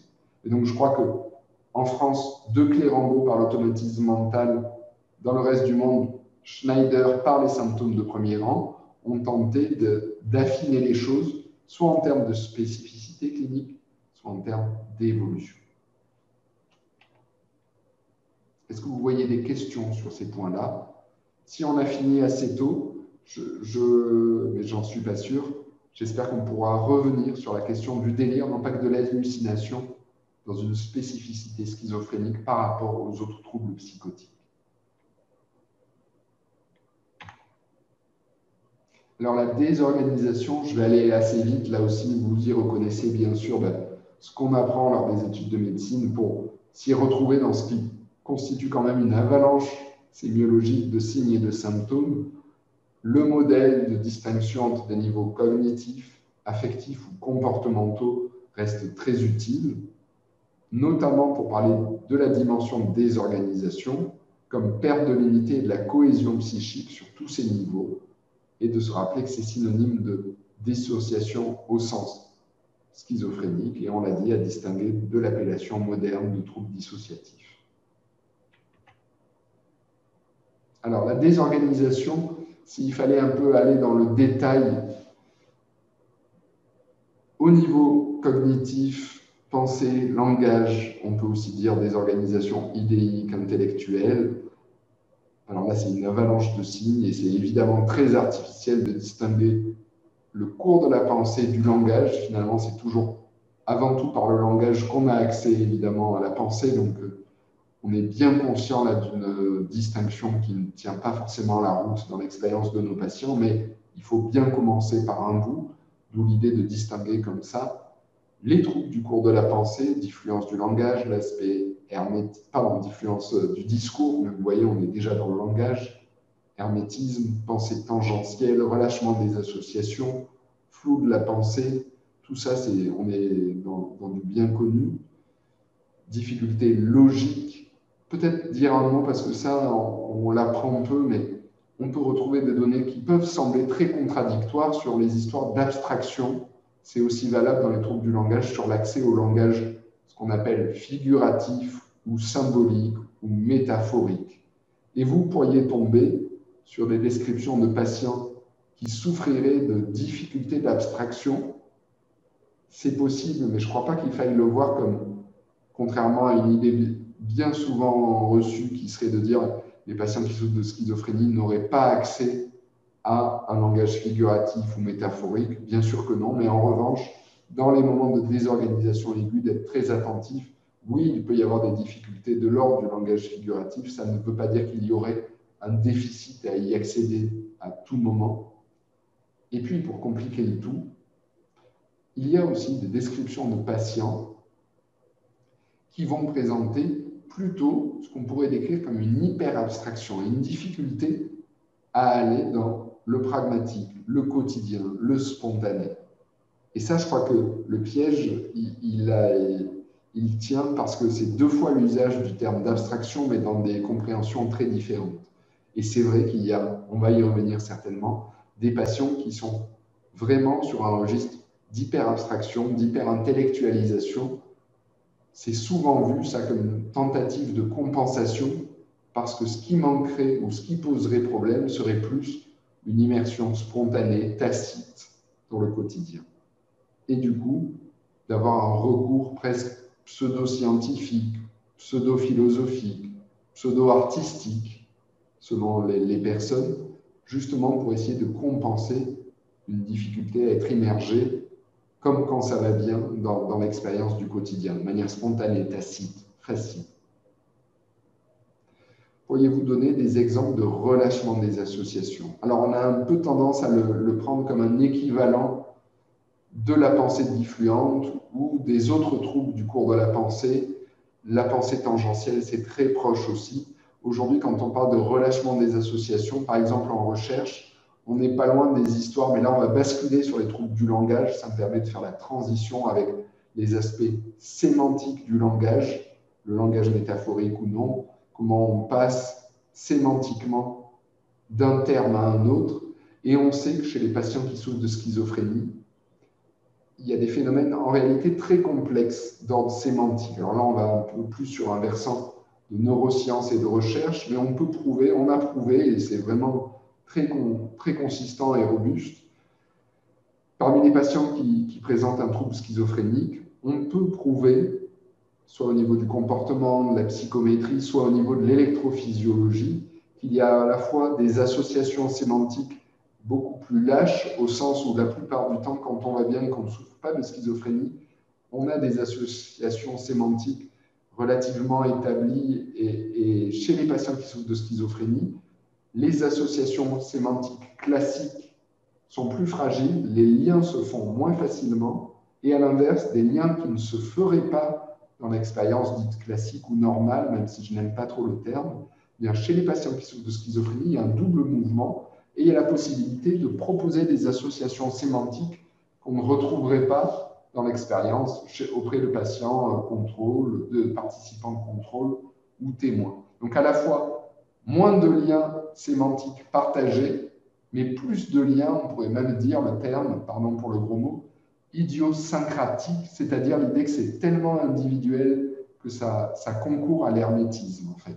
C'est des choses non partageables. Mais donc, de dire le relâchement des associations, aujourd'hui, on en a une compréhension très sémantique, mais dans un double mouvement. Ce qui est classique est fragilisé, et ce qui est plus atypique et bizarre, il y a des associations sémantiques qui vont concourir à des troubles formels du cours de la pensée, comme des pensées tangentielles. Je ne sais pas si, pour Arnaud, si j'ai clarifié ou complexifié les choses, mais aujourd'hui, c'est un peu dans ce sens-là qu'on en parle. J'ai fait le lien dans la désorganisation Ouais, très important. Clémentine, différence entre rationalisme morbide et raisonnement paralogique. Ça, c'est une vraie question. Et les autres aussi étaient des vraies questions, mais je crois que c'est plus une question de regard et de modèle psychiatrique que de symptômes vraiment distincts pour un même patient ou d'un patient à un autre. Finalement, c'est presque des psychiatres différents, mais pas forcément des phénomènes trop éloignés. On pourrait dire, je crois, le paralogisme, c'est quelque chose d'assez consensuel pour dire c'est des associations logiques qui vont manquer leur but et du coup qui vont être très difficiles à partager. Et le rationalisme morbide, même si c'est un terme dont on a oublié l'origine, c'est quelque chose quand même qui à la base était connoté de manière plus psychopathologique. C'est Minkowski qui avait introduit le terme de rationalisme morbide. Et pour Minkowski, ce n'était pas juste un raisonnement à côté, ça allait dans une description beaucoup plus fine pour dire que c'était détaché du réel, qu'il y avait une certaine rigidité, un détachement des affects, que oui, au final, c'était à côté et ça manquait son but et que ça aboutissait à un décalage. L'exemple classique, c'est justement un patient qui est convaincu de pouvoir argumenter une pensée, un comportement, qui soit pathologique ou pas, mais par tout un appareil logique qui manque son but, qui est très rigide, qui est à côté de la plaque, mais on n'est pas loin des histoires de maniérisme, des histoires... C'était un auteur qui était plus dans une lecture phénoménologique, mais je crois que si on veut le simplifier, oui, le paralogisme, on est tout proche quand même, mais dans un modèle finalement plus consensuel et actuel. J'en profite, Minkowski, le premier à proposer le rationalisme morbide, c'est aussi lui qui parlait de perte de l'élan vital avec la réalité. C'était pas pour parler de la dépression, c'était pour parler de la schizophrénie. Et le terme important pour Minkowski dans la perte de l'élan vital, c'était vital. Pour Minkowski, le terme de vitalité, c'était pas juste une sorte de motivation ou d'économie psychique, c'était beaucoup plus une immersion tacite et affective dans le monde et avec autrui. C'est issu en fait de la philosophie de Bergson. Et on a perdu l'origine de ces termes, on les utilise très facilement, rationalisme morbide, perte de l'élan vital. On en a oublié d'autres en route qui seraient intéressants. Par exemple, avec le rationalisme morbide, Minkowski proposait la notion, et ça, pas grand monde ne l'utilise aujourd'hui, alors que d'après moi, il y a une pertinence clinique, c'est celle de géométrisme morbide. Et le géométrisme morbide, c'est un attachement là aussi assez froid, détaché, difficile à partager, un attachement à des expériences spatialisées avec des aspects de symétrie dans la pensée. On n'est pas loin d'aspects pseudo-obsessionnels. Et je n'ai pas prévu de vous en parler aujourd'hui, mais il y a quand même dans les diagnostics différentiels une question entre TOC grave et troubles schizophréniques qu'on appelait avant pseudo-obsessionnels, c'est-à-dire à la limite entre, est-ce que c'est des TOC très sévères avec un fort retentissement fonctionnel, et on sait que ça peut se présenter comme des formes graves de schizophrénie, ou à l'inverse, est-ce qu'on peut les considérer comme des troubles schizophréniques avec, un psychanalyste aurait dit, des défenses d'allure pseudo-névrotique, même si moi je ne partage pas cette lecture-là, de dire c'est une sorte de compensation. Les psychanalystes disaient même il faut les respecter un minimum parce que sinon, comme c'est compensatoire, ça va dégrader la personne de s'attaquer à des formes de compensation. On en est beaucoup revenu et c'est une approche qui a pu être très critiquée. Mais néanmoins, il ne faut pas perdre en route l'idée qu'au niveau des diagnostics difficiles, il y a quand même souvent une difficulté à distinguer quelqu'un qui souffrirait d'une schizophrénie avec ce que Minkowski aurait appelé avant géométrisme morbide, ou alors des formes de TOC graves qui peuvent ressembler dans leur retentissement fonctionnel, dans ce qui va apparaître par la durée à la longue comme des symptômes négatifs. En fait, donc, cette question du géométrisme morbide, si on ne l'avait pas perdu en route, elle aurait pu nous être utile, par exemple, sur ces histoires de diagnostic différentiel. Je suis diffluent et tangentiel moi-même, donc j'essaie ensuite de revenir sur ce qu'on décrit là, pour raccrocher avec la désorganisation au niveau intellectuel sur les troubles du langage. Je vous ai dit quelques mots de la sémantique, mais en fait, si vous vous intéressez à la linguistique, ce qui est bien avec la schizophrénie, c'est que tous les aspects du langage peuvent être impliqués. La phonétique, le lexique, la syntaxe, la pragmatique du langage, c'est-à-dire l'organisation des tours de parole, les ajustements implicites dans l'intersubjectivité. Et donc, tous ces aspects-là, dans certaines formes graves, ça ne veut pas dire que les gens qui souffrent de schizophrénie vont tous présenter des néologismes, des atteintes de la prosodie. Néanmoins, on sait que ça peut se retrouver, pas de manière constante, mais possible, et ça peut aller jusqu'à des signes aussi importants que du mutisme, des impulsions verbales, des tendances, je crois que c'est à l'écholalie, je vais voir parce que j'ai la fenêtre qui... Non, tendance au monologue, excusez-moi, c'est un peu mon expérience de ce matin. Et des termes anciens, et heureusement, on les retrouve beaucoup moins dans la clinique courante, la glossolalie comme vraiment un langage très singulier, et au maximum, lorsque tous les aspects du langage sont sévèrement altérés, sémantique, phonétique, syntaxe, pragmatique pour les plus classiques. On parlait avant de schizophasie, c'est un néolangage tout simplement, et les Américains plus pragmatiques que nous disaient juste salad of words, la salade de mots. Ça peut se présenter chez certains de nos patients qu'on va retrouver en désorganisation très aiguë, c'est souvent des tableaux assez sévères. Ça ne veut pas dire que c'est stable au cours du temps et bien souvent on gagne beaucoup de terrain en termes d'avancée et de pronostic. Néanmoins, il peut y avoir assez rarement tous ces aspects du langage qu'on peut retrouver. Et aujourd'hui, c'est aussi, moi j'ai tendance à le mettre là, d'autres ont pu le proposer comme plutôt une nouvelle dimension, peut-être plus indépendante, à côté du délire, de la désorganisation et du syndrome négatif, c'est tout ce qui est de l'ordre des troubles cognitifs. Alors, je crois, moi, que c'est tout de même très proche des aspects de la pensée et du langage, et que finalement, c'est plus la possibilité d'un bilan neuropsychologique qui permet d'étayer la description fine des troubles cognitifs, mais en tout cas, quels que soient là aussi les aspects cognitifs qui pourraient vous intéresser, l'attention, la mémoire, les fonctions exécutives pour les plus classiques, on va dire aussi la cognition sociale désormais, même si c'est un peu autre chose et probablement plus proche de conditions écologiques. Je crois que c'est meilleur que des descriptions un peu de laboratoire ou de cognition dite froide. En tout cas, tous les aspects cognitifs, si vous vous intéressez aux neurosciences cognitives, vous avez de grandes chances de tomber sur une littérature abondante. Si votre truc, c'est l'attention, vous allez trouver des milliers d'articles sur les troubles de l'attention et la schizophrénie, et on pourrait se dire, ça ressemble à un trouble avant tout de l'attention, mais si vous vous intéressez à la mémoire, vous allez avoir le même sentiment, c'est-à-dire une avalanche de littérature, et il y a beaucoup de troubles cognitifs mnésiques qu'on pourrait mettre en évidence, mais c'est aussi vrai pour les fonctions exécutives, mais c'est aussi vrai pour la cognition sociale. J'aurais tendance à dire, moi, on peut y retrouver tellement de choses dans les troubles cognitifs que probablement que c'est plutôt à considérer comme un équivalent de désorganisation, mais c'est plus ce que nous aident à montrer les neuropsychologues avec des évaluations psychométriques plus fines ou de neuropsychologie. Ça va jusqu'ici? Est-ce que vous vous y retrouvez? Je vais un peu vite. C'est étangentiel et de l'ordre du monologue, et peut-être même avec quelques néologismes. Donc, dites-moi si ça part trop loin, et sinon, on avance. On va faire l'inverse. Arrêtez-moi si ça part trop loin, et je continue.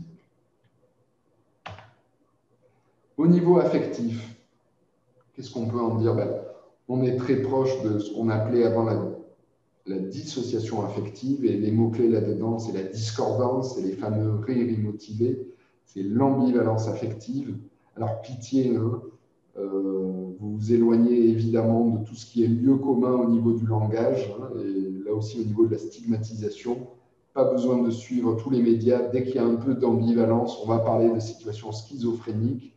Non, la vraie ambivalence schizophrénique, elle est précise, elle est plutôt affective, elle est plutôt pour les choix dans le plus banal et le plus quotidien. Ce n'est pas des choix existentiels qui doivent entraîner une ambivalence bien humaine et partagée.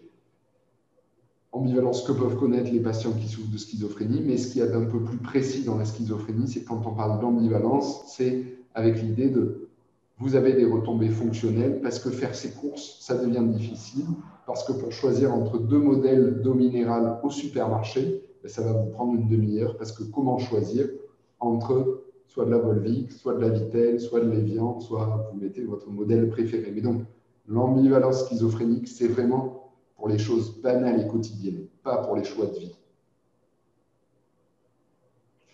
La difficulté lorsqu'on va parler de désorganisation affective, c'est aussi qu'on ne va pas être trop loin de symptômes qui vont être dans l'autre dimension, non pas de la désorganisation, mais des symptômes négatifs, avec la notion d'athymormie comme perte de l'élan vital. Là aussi, c'est quand même un raccourci. Les aspects de retrait, de désintérêt, d'indifférence à autrui. Est-ce qu'on parle là de forme de dissociation ou de désorganisation affective, ou est-ce qu'on est déjà dans les symptômes négatifs? Ça nous montre aussi, en réalité, pas besoin de trancher l'artificialité qu'il pourrait y avoir à compartimenter telle dimension, telle dimension, telle dimension. Première frontière difficile d'un syndrome à un autre, et deuxième frontière difficile, alors là, c'est en train de diagnostiquer un autre, c'est comment on distingue, et des fois en aigu et sans lecture évolutive. C'est une vraie question et difficile à trancher, et il faut accepter qu'on ne la tranche pas dans l'aigu.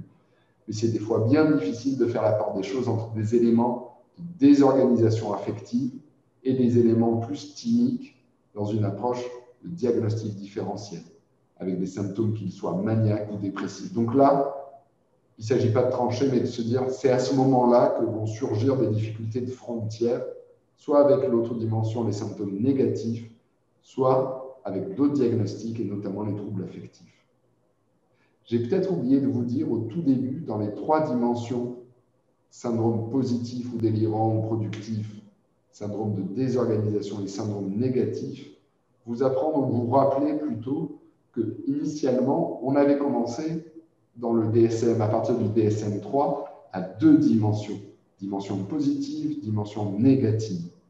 Et c'était parce qu'on avait une difficulté, alors c'est notamment dans les grands noms de la psychiatrie moderne, c'était Nancy Andreasen, à partir des années 70 et surtout 80, qui a eu petit à petit un déplacement vers des signes de désorganisation qu'on avait du mal à ranger strictement, soit avec le délire, soit avec le retrait du syndrome négatif. Et c'est ça qui a poussé, dans les différentes versions, à détailler une troisième dimension, qui était la dimension de désorganisation.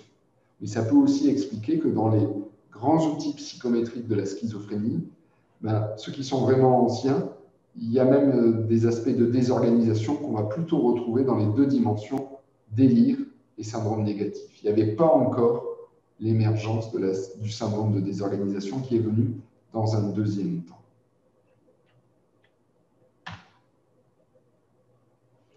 On a dit un mot de la désorganisation au niveau cognitif, idéique, intellectuel ou du langage. On a dit un mot de la désorganisation au niveau affectif. Et puis, troisième degré de lecture, la désorganisation au niveau moteur, ou on peut dire aussi psychomoteur, ou on peut dire aussi au niveau comportemental. Ça, c'est intéressant de rappeler qu'au maximum, tous les signes qu'on va détailler là, ils vont aboutir à ce qu'on va décrire classiquement comme un tableau catatonique. Ce qui ne veut pas dire qu'un syndrome catatonique, c'est forcément tous les symptômes au maximum. Et les échelles de catatonie nous montrent bien que si on les passait de manière plus systématique, alors moi je ne suis pas un acharné de la psychométrie au cours de l'évolution et du suivi, je pense que c'est très important à certains moments clés, et que probablement on ne le fait pas assez, mais néanmoins, s'il fallait préserver l'usage de certaines échelles dans le suivi très régulier, s'il y en avait certaines à préserver, ce serait vraiment, je crois, à ce niveau-là, parce qu'on se rendrait compte que pour beaucoup de nos patients, on serait obligé de parler même de syndrome catatonique, alors qu'on a l'idée que la catatonie, c'est au maximum de sévérité, des tableaux catastrophiques. En fait, on les a beaucoup plus tôt si on utilise des outils modernes. Donc, qu'est-ce que c'est que ce cortège de signes ô combien hétérogène? Alors moi, lorsque j'étais externe, j'avais dû trouver un moyen mémotechnique qui vaut ce qu'il vaut, mais une façon un peu de tous les retenir. Et alors, en plus, les moyens mémotechniques, ils ne marchent que si on les fait soi-même. Donc, vous l'utilisez que si ça vous sert, hein, mais je pense que vous connaissez déjà tout ça. Moi, je m'en sortais avec l'idée de cinéma bizarre. J'aime bien le cinéma bizarre et ça me permettait de me rappeler qu'il y avait des éléments pour parler de symptômes au final catatoniques, des éléments de catalepsie, tout ce qui est flexibilité cireuse, l'oreiller mental bien classique et heureusement assez rare. Attention, ça n'est pas la cataplexie de la narcolepsie. mais bien catalepsie. I pour l'inertie motrice, N pour tout ce qui a trait au négativisme, à l'opposition, le fameux refus de la main tendue. Ce n'est pas que la personne vous en veut ou qu'elle veut vous provoquer, c'est juste une difficulté motrice à rentrer en contact avec autrui. E, c'est pour écomatisme, et là-dedans, on pourrait y ranger tout ce qui est de l'ordre soit des stéréotypies, soit des phénomènes d'écolalie ou d'écopraxie en ce qui concerne la dimension comportementale, c'est-à-dire les phénomènes en boucle, qu'ils soient répétés de manière spontanée ou qu'ils soient en miroir avec l'interlocuteur. M, c'est là qu'on peut ranger, mais on pourrait le ranger ailleurs, tout ce qui a trait au maniérisme. Et là aussi, le maniérisme, c'est quand même quelque chose, lorsqu'on va l'utiliser, qui est très connoté en termes de schizophrénie. C'est souvent opposé, sans qu'on le dise explicitement, au théâtralisme hystérique, ou qui avait lien avec les troubles hystériques d'avant. Ça n'existe plus dans nos catégories actuelles, mais néanmoins, dans nos pratiques cliniques, si on est juste avec nous-mêmes, pour parler de phénomènes souvent très proches, observez ça, on a souvent tendance à, lorsqu'on est déjà orienté dans un diagnostic de schizophrénie, on va aller choisir le terme de maniérisme. Lorsqu'on est plutôt en lien, si on a une lecture qui est plutôt orientée, trouble de la personnalité histrionique, vers du théâtralisme. Mais en pratique clinique, c'est bien plus complexe que ça. Je crois que cette dichotomie, elle est assez peu valable. Mais ça nous montre par contre qu'on va choisir tel ou tel nom de symptômes, mais en étant honnête avec nous-mêmes, on ne va pas les choisir forcément en toute objectivité. On vient bien souvent stabiliser une intuition clinique et on se trouve déjà implicitement dans tel ou tel champ diagnostique. Donc quand on dit maniérisme, on a quand même en tête la question de la schizophrénie bien souvent.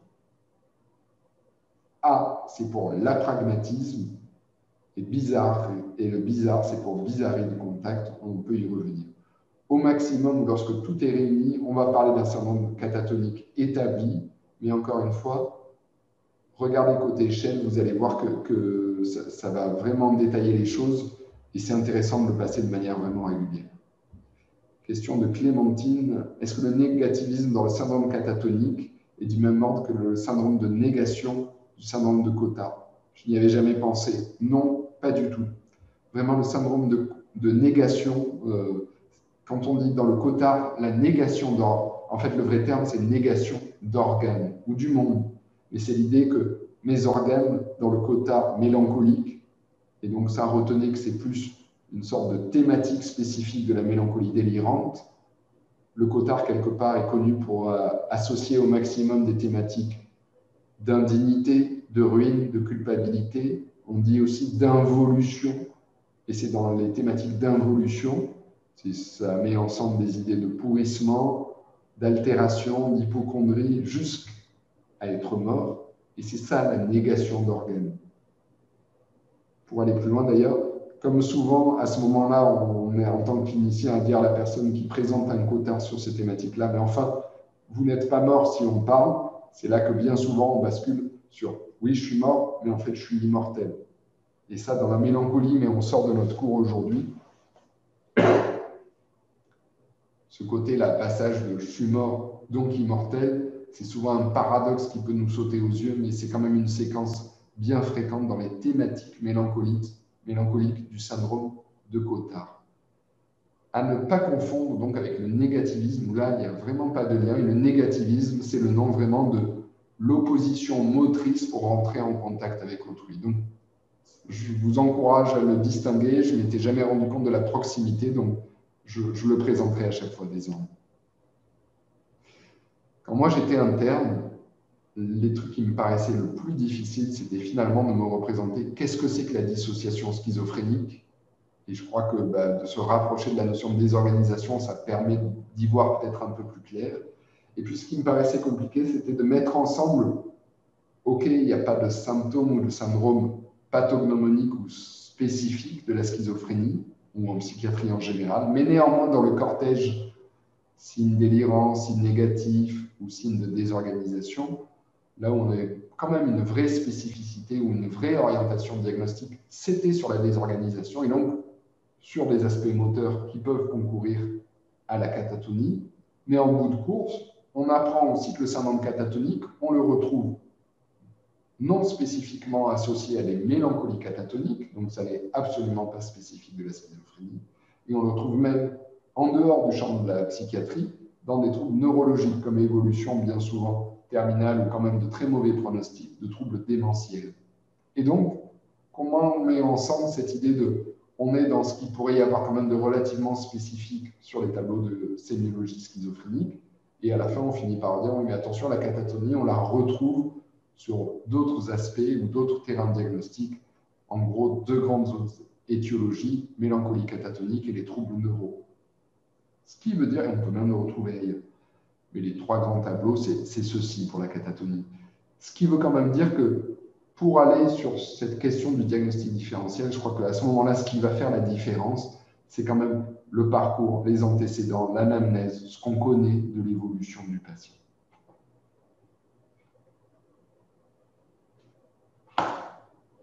Alors, on va aborder maintenant la question du syndrome négatif. Et je vais tenter un parallèle qui est classique, mais qui est quand même assez inconfortable parce que beaucoup de choses se sont modifiées en cours de route. Mais quelque part, s'il fallait tenter un grand écart entre notions classiques de psychopathologie et description actuelle, ben, c'est plutôt avec l'autisme au sens de Bleuler et de Minkowski, qu'on pourrait trouver des liens avec ce qu'on appelle aujourd'hui les symptômes négatifs. Bleuler, tout d'abord, qui a parlé d'autisme comme un symptôme fondamental, ça veut dire nécessairement présent, mais secondaire, ça veut dire il y a plus proche, il y a plus proximal en lien avec une étiologie biologique. Mais ensuite, la notion d'autisme, elle s'est réduite au cours du temps et on la connaît de manière un peu moins riche. On va y revenir ensuite. Aujourd'hui, on utilise beaucoup évidemment la question du syndrome négatif, mais ce qui est intéressant de souligner et peut-être de combattre, je crois, c'est de considérer les symptômes négatifs comme de purs déficits. On peut même dire, je crois qu'il faut s'en défaire, syndrome négatif comme synonyme de syndrome déficitaire. Et l'idée du pur déficit, c'est quand même une lecture très neuro, comme si on perdait de manière stable, définitive, séquelaire, un accès, des possibilités. Je crois que c'est très injuste et ça ne décrit pas du tout la réalité clinique des patients. Bien souvent, c'est en lien avec la désorganisation et une difficulté à exprimer les choses, mais les patients, après coup, si on se donne le temps de les écouter, nous indiquent bien souvent que ça n'est pas qu'un appauvrissement ou un défaut, mais ça peut être aussi, par exemple, une profusion ou une désorganisation d'émotions contradictoires qui vont entraîner une expression d'allure appauvrie, comme si c'était neutralisé ou sidéré en termes d'émotion et d'affect. Ça entraîne une expression émotionnelle parfois réduite, mais attention, ça ne veut vraiment pas dire que les patients qui souffrent de schizophrénie n'ont pas d'accès aux émotions. Enfin, je crois que si on accompagne des personnes qui souffrent de schizophrénie, on sait très vite que ça n'a aucun sens. Mais éthiquement, je crois que c'est important sur le choix des mots de se défaire de la notion de déficit parce que ça n'est pas comme un déficit neurologique avec une séquelle et un accès désormais impossible aux affects, aux émotions. C'est probablement très faux et éthiquement très contestable. Néanmoins, il ne s'agit pas de nier qu'il y a quand même une réduction, un appauvrissement, et c'est variable au cours du temps, du discours, des émotions, de la motivation, de l'intérêt, de l'élan social. Tout ça, c'est bien vrai, mais ça n'est pas uniquement que par un défaut. Et des fois, on loupe que c'est par un excès de phénomènes ambivalents ou contradictoires. Néanmoins, ça peut aboutir à un retrait, une pauvreté affective. D'où l'importance de bien demander à la personne, surtout une fois qu'elle va mieux, qu'est-ce que ça fait comme expérience que de traverser des moments d'isolement, de repli sur soi. Donc, je vous encourage vraiment à chaque fois à retester nos indices cliniques qui se veulent objectifs, observés en troisième personne, par justement un corrélat de la question de qu'est-ce que ça fait pour la personne lorsqu'elle vit tel ou tel trouble. Alors, toujours dans les signes négatifs de la schizophrénie, si on traduit ça par l'autisme bleu-lérien, ben en fait, on est dans le noyau central de la clinique schizophrénique. Et en plus, c'est probablement bien plus que les phases aiguës, les phases brutales, les symptômes d'allure délirante. C'est ça qui va faire tout le pronostic fonctionnelle, au quotidien, la qualité de vie des personnes. Ça veut dire quoi? Mais ça, c'est vrai en psychiatrie en général. Je fais un raccourci, mais qui a quand même de la valeur, je crois. C'est qu'on peut aller très mal à un niveau aigu, de façon brutale, sur quelques jours ou quelques semaines. C'est pas ça qui est indicateur du pronostic au long cours. Et finalement, ce serait plus la façon d'aller bien, entre guillemets, que la façon d'aller mal, qui peut nous indiquer quel pronostic fonctionnel. C'est probablement ça qui compte le plus dans le parcours et l'évolution des personnes qu'on accompagne.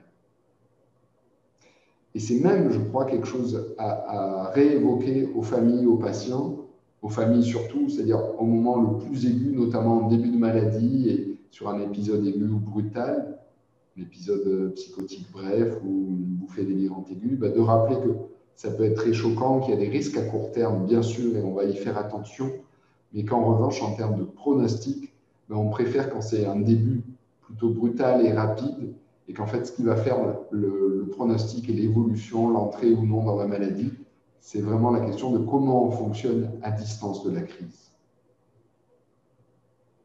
Toujours pour un retour aux symptômes négatifs, une grande hétérogénéité de description, au point que, milieu des années 2000, en 2005 exactement, il y a eu l'établissement vraiment d'une réorientation, une vraie conférence de consensus, qui est un travail assez énorme du NIMH, on en avait parlé, c'est la branche santé mentale du ministère de la Santé aux États-Unis, pour remettre l'accent justement parce que, en termes de description clinique, on loupait trop souvent, on était trop hétérogène dans notre description de symptômes négatifs, mais aussi dans les cibles thérapeutiques. Et on sait bien que les outils pharmacologiques, avant tout, ils nous aident à répondre et à avancer sur les symptômes positifs, finalement, à l'exception de quelques-uns, beaucoup plus efficaces que sur les symptômes plus négatifs. Donc, on a besoin d'affiner les cibles thérapeutiques pour avancer dans la prise en charge de ces patients. Je vous ai donné un exemple au niveau pharmacologique, mais c'est tout aussi vrai au niveau psychothérapeutique, dans l'accompagnement de ces patients.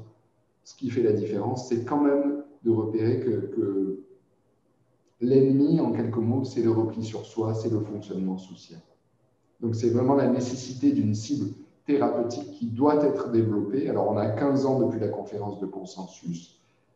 Et ce que je vous propose de voir, alors, petit décalage par l'histoire, si on parle de signes négatifs, avant d'en revenir à la conférence de consensus, petit détour historique, le terme de signe négatif, il nous vient de la neurologie, en tout cas de la neurologie aujourd'hui avec l'épileptologie, et le contraste entre signes négatifs et signes positifs. Le premier à utiliser le contraste de manière reconnue, c'était Reynolds, au milieu du 19e siècle. C'était un neurologue, et l'idée, c'était de distinguer des expériences en moins de l'expérience dite des propriétés vitales, versus les signes positifs, qui seraient des signes en excès, avec l'exagération, pour reprendre la terminologie de Reynolds, de propriétés vitales. Rappelez-vous, dans la schizophrénie, au début de l'ère moderne DSM-3, on n'est que sur les dimensions positives et négatives, on n'avait pas encore la désorganisation. Donc on a vraiment repris ce contraste des neurologues, même si à l'époque, en plus, c'est assez faux de vous le tourner comme ça, puisque c'était les mêmes personnes qui prenaient en charge les patients qu'on distingue aujourd'hui plus artificiellement, comme soit neurologiques, soit psychiatriques. Mais pour Reynolds, signe négatif et signe positif, c'était deux types de manifestations autonomes mais d'une même pathologie. Alors un autre qui a encore plus popularisé le contraste en signe négatif et positif, quelques années après, c'est Jackson, lui aussi qu'on connaît sur ses travaux sur l'épilepsie. C'est le Jackson des épilepsies bravées jacksoniennes. Signes négatifs comme dissolution primaire de fonction neurale. Alors là, on n'est pas dans un pronostic très positif, tandis que les signes positifs, c'était même avec l'idée d'une excitation. On est tout proche d'une lecture là, à la fois plus dynamique, avec des compensations secondaires, soit par excitation, soit par levée d'inhibition. Et Jackson, il allait un peu plus loin que Reynolds, dans une opposition qui se voulait vraiment dynamique. Ce n'était pas deux mêmes facettes d'une même pathologie, mais plutôt la volonté d'avancer un peu sur, en gros, on dirait aujourd'hui, une physiopathologie de l'épilepsie. Alors, on se détache désormais de la neurologie. pour repérer qu'on a importé cette dichotomie signe positif, signe négatif dans la psychiatrie, et que Kraepelin, dans le champ de la schizophrénie, sans faire référence à des signes négatifs, propose quand même les premières descriptions fines de ce qu'on va appeler ensuite ces symptômes négatifs. Pour Kraepelin, il y a quand même l'idée d'une lecture globale, ce n'est pas item par item, c'est la perte de l'unité interne. C'est non hiérarchisé par Kraepelin, alors que Bleuler, rappelez-vous, disait que l'autisme, si on le traduit comme des symptômes négatifs, c'était à la fois un symptôme et fondamental et secondaire. Je vais laisser tomber, je ne vais pas aller dans le détail historique, vous l'aurez sur le PowerPoint de ce que nous a décrit Kraepelin pour les symptômes négatifs. Je ne sais pas si vous avez des questions sur ce point-là. On va voir maintenant, ça on en a parlé, hein, c'était pour reprendre la distinction de Bleuler, la perte des associations, le Ich, Spaltung, hein, au sens bleulerien, comme un signe ou un symptôme primaire le plus proximal avec une étiologie à trouver. Alors, dans les signes secondaires, il y a l'idée qu'on est plus distal, et notamment avec des stratégies adaptatives ou compensatoires. C'est l'autisme, ça peut être aussi l'affectivité, ça peut être aussi le délire. Et je reprends, mais ce qu'on avait déjà dit en tout début, pour Bleuler, l'autisme, c'est un signe fondamental mais complexe. Donc c'est un signe fondamental, complexe et secondaire dans la lecture de Bleuler. Alors ça, la plupart des auteurs aujourd'hui, on a vraiment laissé tomber ces distinctions-là, on les connaît assez mal, mais quitte à vous reparler de signes négatifs et de tenter ce grand écart discutable ou attaquable hein, avec l'autisme, il s'agit d'abord de replacer ça.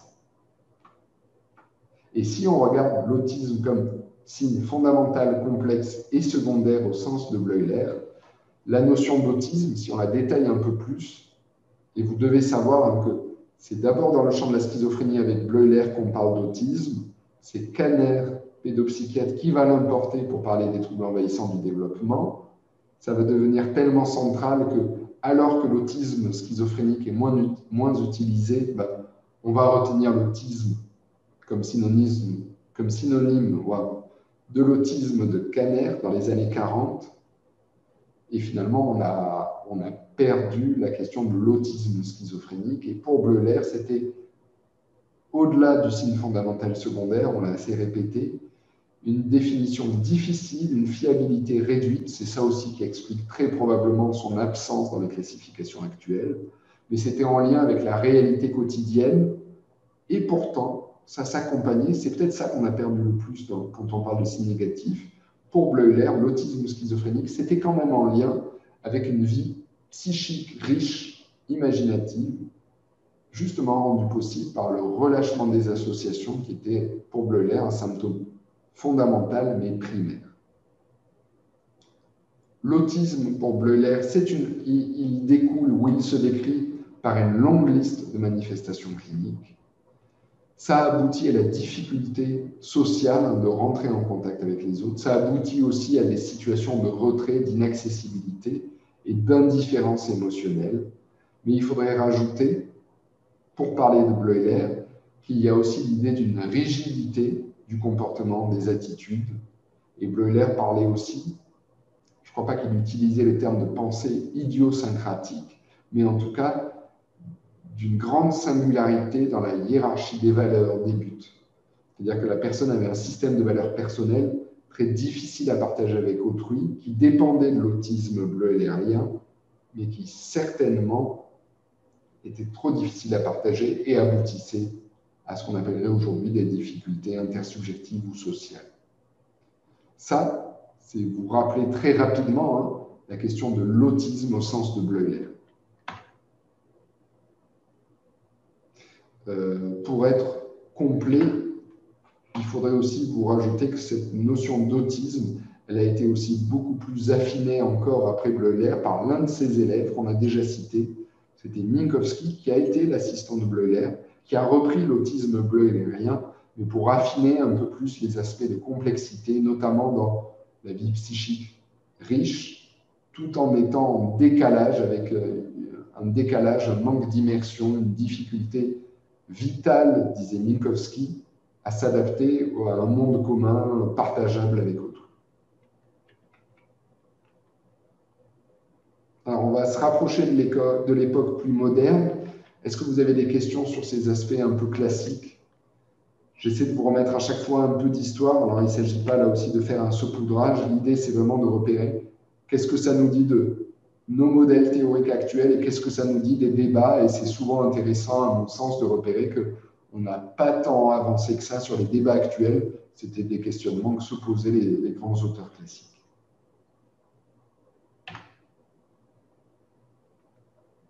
Je vais aller un peu plus vite là-dessus et pour reprendre dans les auteurs actuels, je vais juste en citer deux. Vous aurez les noms des autres sur le PowerPoint, mais il y a deux grands noms pour le syndrome négatif. C'était Carpenter. Alors Carpenter, c'est un grand nom sur la schizophrénie, notamment avec John Strauss. C'est un peu les deux pères fondateurs de la psychiatrie moderne dans la mise en place de grandes études et de cohortes internationales et longitudinales à partir des années 70. Je crois que ça signe vraiment le début des travaux empiriques solides et fiables dans le champ de la schizophrénie. Car les deux sont encore actifs, bien qu'à la retraite, et c'est vraiment des gens dont le travail est assez chouette à suivre, qui ont un peu tout, alors j'allais dire inventé, non, plutôt réinventé. Carpenter, par exemple, sur le syndrome négatif, qui a été repris dans la même période par Kirk ou Kirkpatrick, je ne sais pas comment il faudrait le prononcer justement. Et les deux ont finalement distingué les signes négatifs primaires comme centraux et stables. Et pour eux, c'était ça, ce qu'on a appelé le syndrome déficitaire. Et je vous mettais en garde, moi je crois que ce terme-là, il est quand même très maladroit parce qu'on a l'idée d'un déficit implacable, inéluctable, avec un pronostic très négatif. Je ne crois pas que ce soit vrai. Mais en tout cas, la différence entre des signes négatifs primaires face à des signes négatifs secondaires, elle reste importante parce que dans les signes négatifs secondaires, on peut y mettre ensemble des choses aussi différentes que des conséquences au délire et à la dépression. Et on oublie de repérer qu'il y a des fois certains de nos patients qui n'osent pas sortir, qui sont sur un repli social parce que si vous vivez des impressions de télépathie, le doute sur le fait que vos pensées puissent être accessibles de l'extérieur, ça va entraîner un repli sur soi qui n'est pas un signe négatif primaire au sens strict, mais plutôt un signe négatif secondaire. On peut aussi avoir des signes négatifs secondaires comme des conséquences iatrogènes. On sait que les traitements pharmacologiques peuvent aggraver facilement les symptômes négatifs si on n'est pas attentif à coller à la tolérance de la personne, le retentissement subjectif, donc toujours essayer d'être quand même dans un allègement et sur une dose minimale efficace parce qu'on peut très vite s'installer dans une iatrogénie qui va d'abord parler en termes de symptômes d'allure négative. Donc, ce n'est pas un syndrome primaire ou central, on est vraiment dans une iatrogénie et on peut avoir tendance à l'oublier.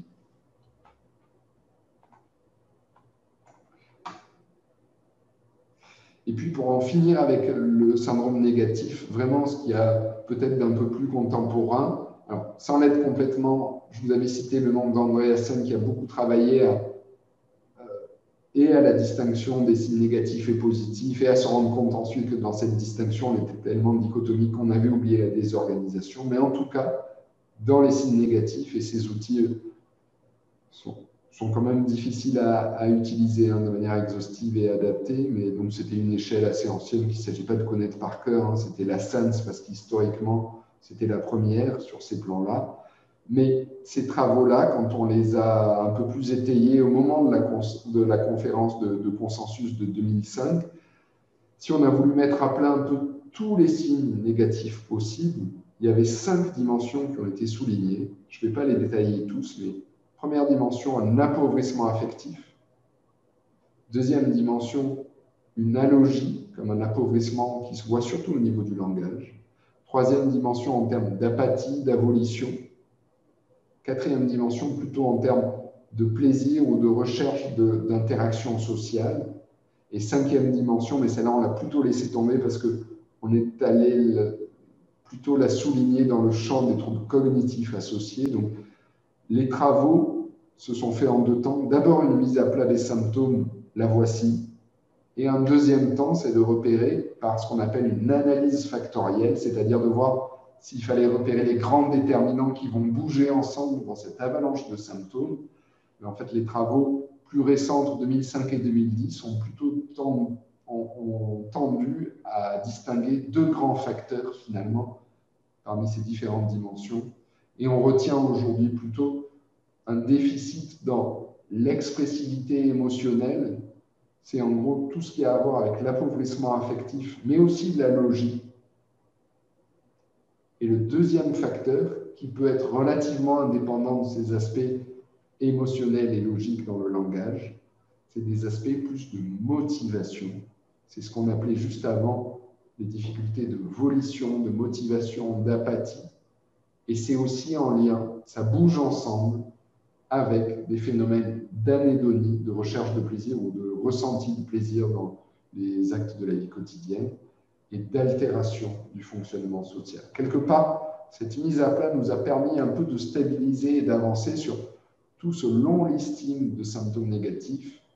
Si on met de côté tout ce qui est symptômes négatifs plutôt secondaires, que ce soit stratégie adaptative, secondaire au délire, voire iatrogène, si on regarde vraiment ce qui pourrait être les symptômes négatifs au sens un peu pur de Carpenter et de Kirkpatrick, à ce moment-là, on se retrouve avec cette liste de symptômes, ces quelques dimensions, mais en fait, ces quelques dimensions pourraient être réduites à deux grands facteurs. Difficulté de l'expressivité émotionnelle et du langage, d'une part, et deuxième facteur, difficulté, je préfère difficulté à déficit, vous l'avez compris, motivationnel, avec des aspects de volition, de motivation et de retrait social. Ça fait beaucoup d'infos, mais pour vous donner aussi une petite familiarisation avec la démarche qui nous permet de clarifier un peu beaucoup d'a priori, d'idées reçues et d'y voir un peu plus clair. Et ça, je crois que c'était quand même tout à l'honneur de tous les auteurs qui ont travaillé là-dessus, parce que finalement, il y a eu des décennies de travaux sur le délire, mais si on respecte un peu les démarches des pères fondateurs de la schizophrénie, on doit reconnaître que ça ne peut pas se réduire qu'à l'expression des symptômes délirants. Et le gros du travail, surtout si on sait désormais que c'est en lien avec l'évolution de nos patients, il doit se faire sur les symptômes négatifs. Est-ce que ça va là-dessus? Alors, ça c'est un peu plus mon adage, vous en avez un peu déjà parlé et vous n'êtes pas obligé de tout retenir là-dessus. Et là, on est dans des choses non pas plus spéculatives, mais quand même plus théoriques et on est dans des champs moins consensuels. Mais juste pour souligner qu'on est quand même dans un listing de symptômes comme s'ils étaient relativement indépendants, de symptômes, pardon, relativement indépendants les uns des autres. Et ça peut aboutir à des difficultés, notamment de diagnostic différentiel avec des entrées en maladie plutôt sur le versant de la dépression. Et c'est d'autant plus vrai, ce doute diagnostique, que si on est sur une lecture des phénomènes cliniques item par item, comme s'ils étaient pris indépendamment les uns des autres, on va avoir, je crois, tendance à aller dans le sens de quelque chose de non spécifique et d'une difficulté d'orientation diagnostique. Et pourtant, là aussi, c'est plutôt issu d'une démarche de psychopathologie. Alors, c'est critiquable et vous n'êtes pas obligé d'adhérer à de tels champs. Mais juste pour vous citer que si on écoute les patients dans un registre plus global et de prendre l'entièreté des phénomènes dans leur ensemble, à ce moment-là, on peut essayer de dépasser quelque chose qui peut apparaître comme non spécifique, point par point, pour aller plutôt vers une figure globale. Et la patiente très classique en psychopathologie, notamment phénoménologique, c'est le cas Anne de ce qu'on appelle, et on reprend le terme sans forcément se rappeler d'où ça vient, mais ça vient du livre sur la perte de l'évidence naturelle. C'était d'ailleurs un terme de la patiente elle-même qui nous disait: que me manque-t-il vraiment? Quelque chose de petit, sans quoi on ne peut pas vivre. À la maison, humainement, je n'y étais pas, je n'étais pas à la hauteur, j'étais simplement là, sans être présente. L'impression d'avoir besoin de l'appui dans les choses quotidiennes les plus simples, c'est sans doute l'évidence naturelle qui me manque. Alors, le pari de ces auteurs-là, mais encore, là aussi, on est plutôt dans des lectures plus théoriques et inscrites dans des champs précis et non pas partagés par toute la communauté psychiatrique. L'idée de se dire que pris tout ça ensemble, il y a une spécificité, ce qu'on pourrait considérer comme non spécifique si on est dans une lecture critère par critère. D'où la nécessité, même si vous n'êtes pas d'accord avec le modèle, en tout cas de revenir toujours à, il ne faut pas juste s'arrêter à il y a un retrait affectif ou une difficulté sociale, il faut gratter cliniquement. Et je crois que la question qui permet un peu d'aller dans ce champ-là, la première à me tenir, c'est qu'est-ce que ça fait? Expliquez-moi, aidez-moi à comprendre ou à me mettre à votre place, qu'est-ce que ça fait de traverser ces signes, qu'ils soient délirants, qu'ils soient négatifs comme ici. D'où l'idée d'aller quand même sur le plan subjectif et de ne pas en rester à juste une lecture critère par critère. Ça ne peut pas suffire au niveau clinique. Alors, on va finir avec quelques mots sur l'évolution. Je crois qu'il nous reste une petite dizaine de minutes. Ouais. Là, on va retomber dans des choses bien classiques. Hein. Vous connaissez bien la grande hétérogénéité des évolutions possibles. Je crois que j'ai un schéma à vous montrer très vite sur lequel on avait déjà dit un mot ensemble. Mais globalement, s'il fallait retenir deux grands modes d'entrée dans la schizophrénie, ben, il peut y en avoir deux classiquement, même si la palette est bien plus fine et large en pratique. Un mode d'entrée aigu, c'était l'ancienne bouffée délirante aiguë. On a tendance à dire à peu près la moitié des situations, même si elle est certainement un peu surévaluée, parce qu'on sait que c'est des patients qu'on prend plus en charge que des patients plus discrets, plus progressifs, moins délirants, moins bruyants sur le plan comportemental, et donc on a plus de risques de rater, de moins voir ou de moins rencontrer. Et donc on aurait tendance à dire le début insidieux ou progressif, c'est l'autre moitié, oui, mais elle est peut-être sous-estimée parce que c'est des gens qui sont beaucoup plus, entre guillemets, tolérés sur le plan social. Un isolement, ben, ça ne va pas alerter les pompiers, quelqu'un qui a un comportement délirant beaucoup plus rapidement, alors qu'en fait, le pronostic, il est beaucoup plus à souligner de manière péjorative et risquée lorsqu'il y a un début insidieux ou progressif, d'autant plus ou parce que ça va participer à un retard diagnostique et à un retard à la prise en charge.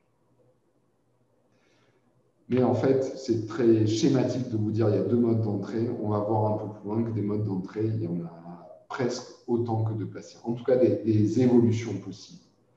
Âge de début, en France, on a l'habitude de dire entre 15 et 35 ans. Avant, on parlera de schizophrénie à début précoce.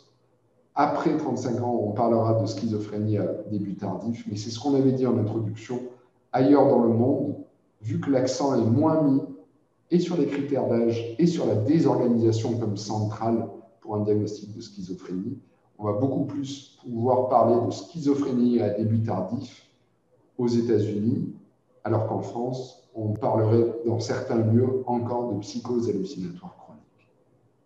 Et puis, ce qui est peut-être encore plus dynamique, et ça on le reverra dans les années suivantes sur les cours sur la schizophrénie débutante, c'est déjà accessible hein, sur la chaîne Psychiatrie du Soleil, mais l'importance à repérer, à être attentif sur des aspects prémorbides, où là on a bien du mal en termes de vulnérabilité à mettre un début et à souligner des aspects de rupture avec le fonctionnement antérieur.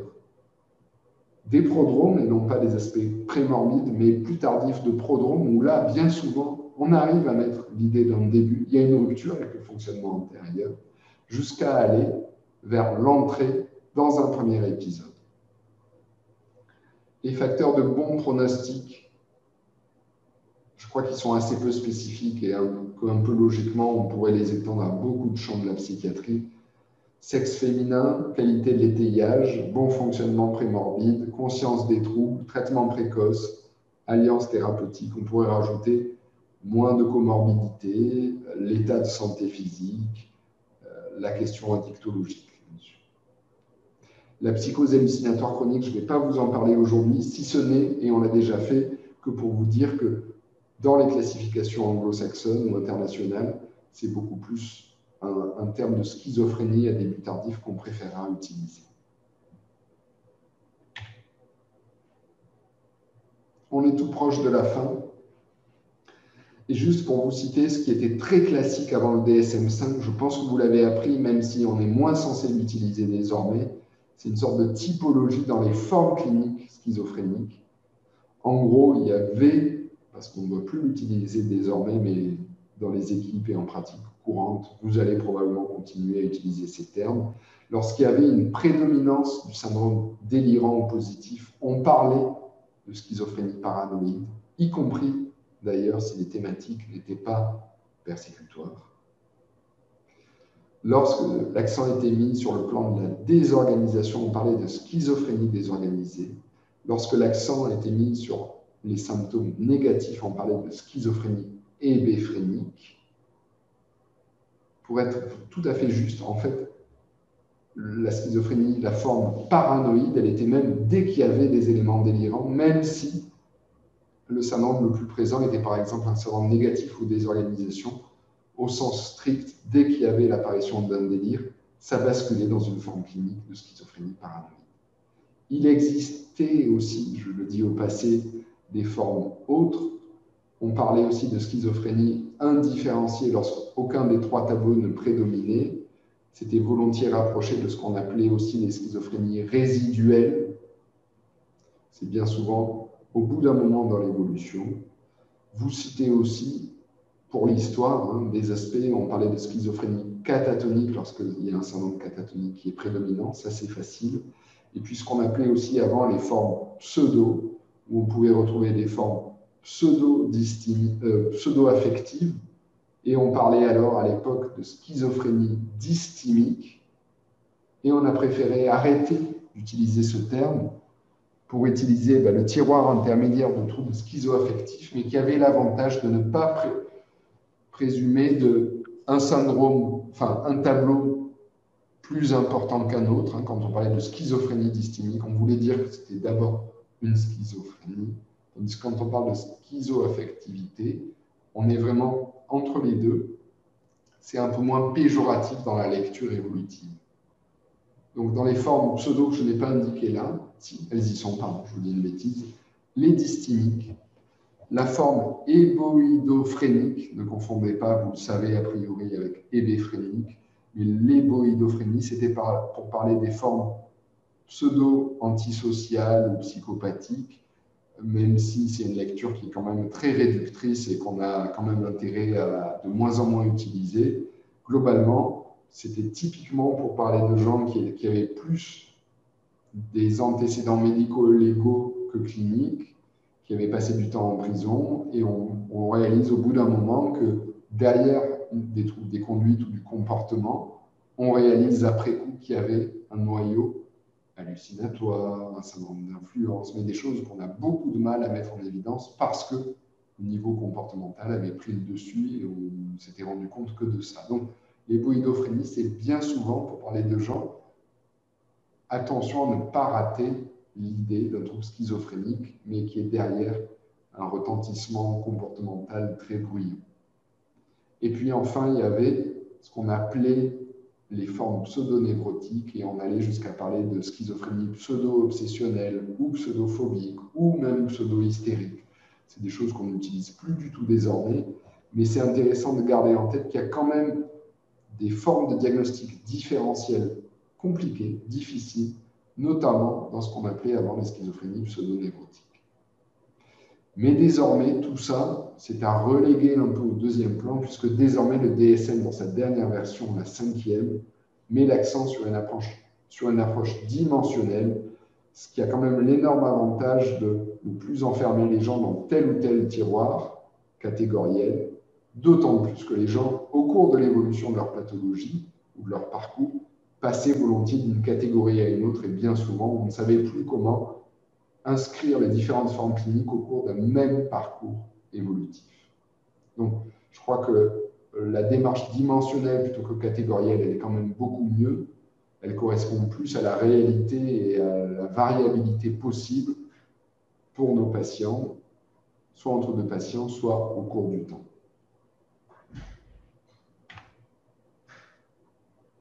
Alors, je vais finir sur les diagnostics différentiels.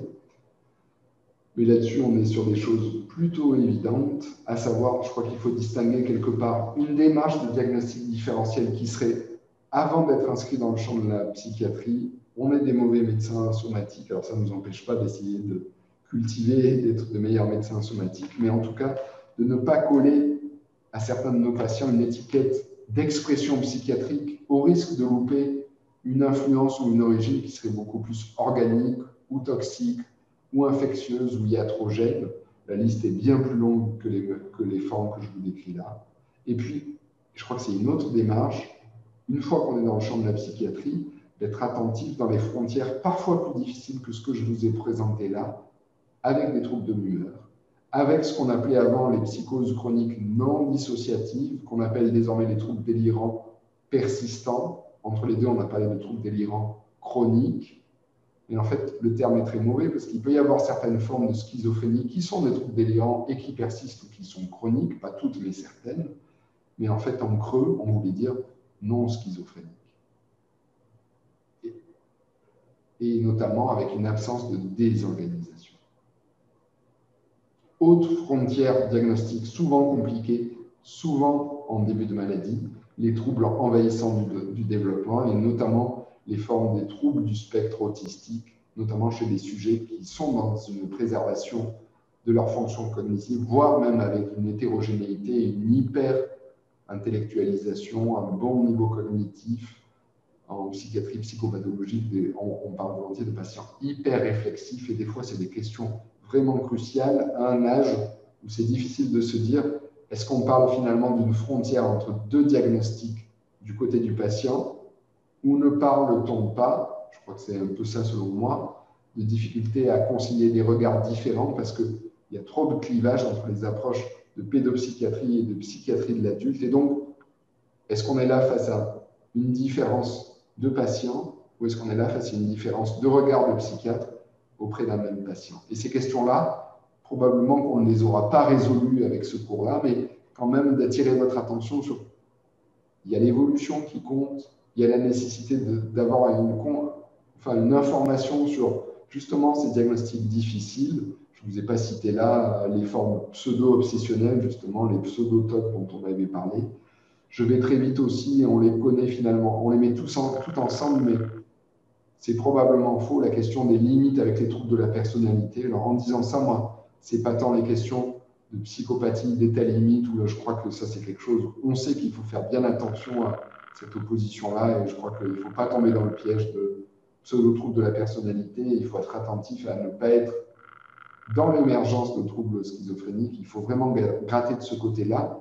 Mais je voulais aussi, pour finir, vous citer les troubles de la personnalité, non pas ceux de la lignée, état limite, borderline ou psychopathie, mais beaucoup plus ce qu'on connaît moins en France, les troubles de personnalité schizoïde ou schizotypique, sachant que la forme de schizoïde elle est un peu sortie du DSM-5 désormais, et l'accent reste beaucoup plus inscrit sur les formes schizotypiques, plus avancées de manière générale que les personnalités de forme schizoïde, avec des éléments plus proto-délirants ou pré-délirants, et des formes plus hermétiques ou non partagées, avec un retentissement social encore plus aggravé que celui qui est décrit dans les formes de personnalité schizoïde.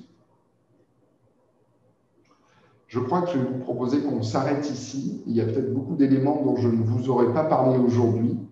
Alors, vous aurez accès au PowerPoint et c'est notamment des choses qu'on verra dans d'autres cours. Les choses que j'ai gardées en réserve et que je vous proposerai de revoir de manière ultérieure, soit cette année, soit dans les autres années hors phase socle, pourront être notamment les questions des étapes initiales en termes de vulnérabilité. Et vous aurez déjà quelques informations supplémentaires sur le PowerPoint.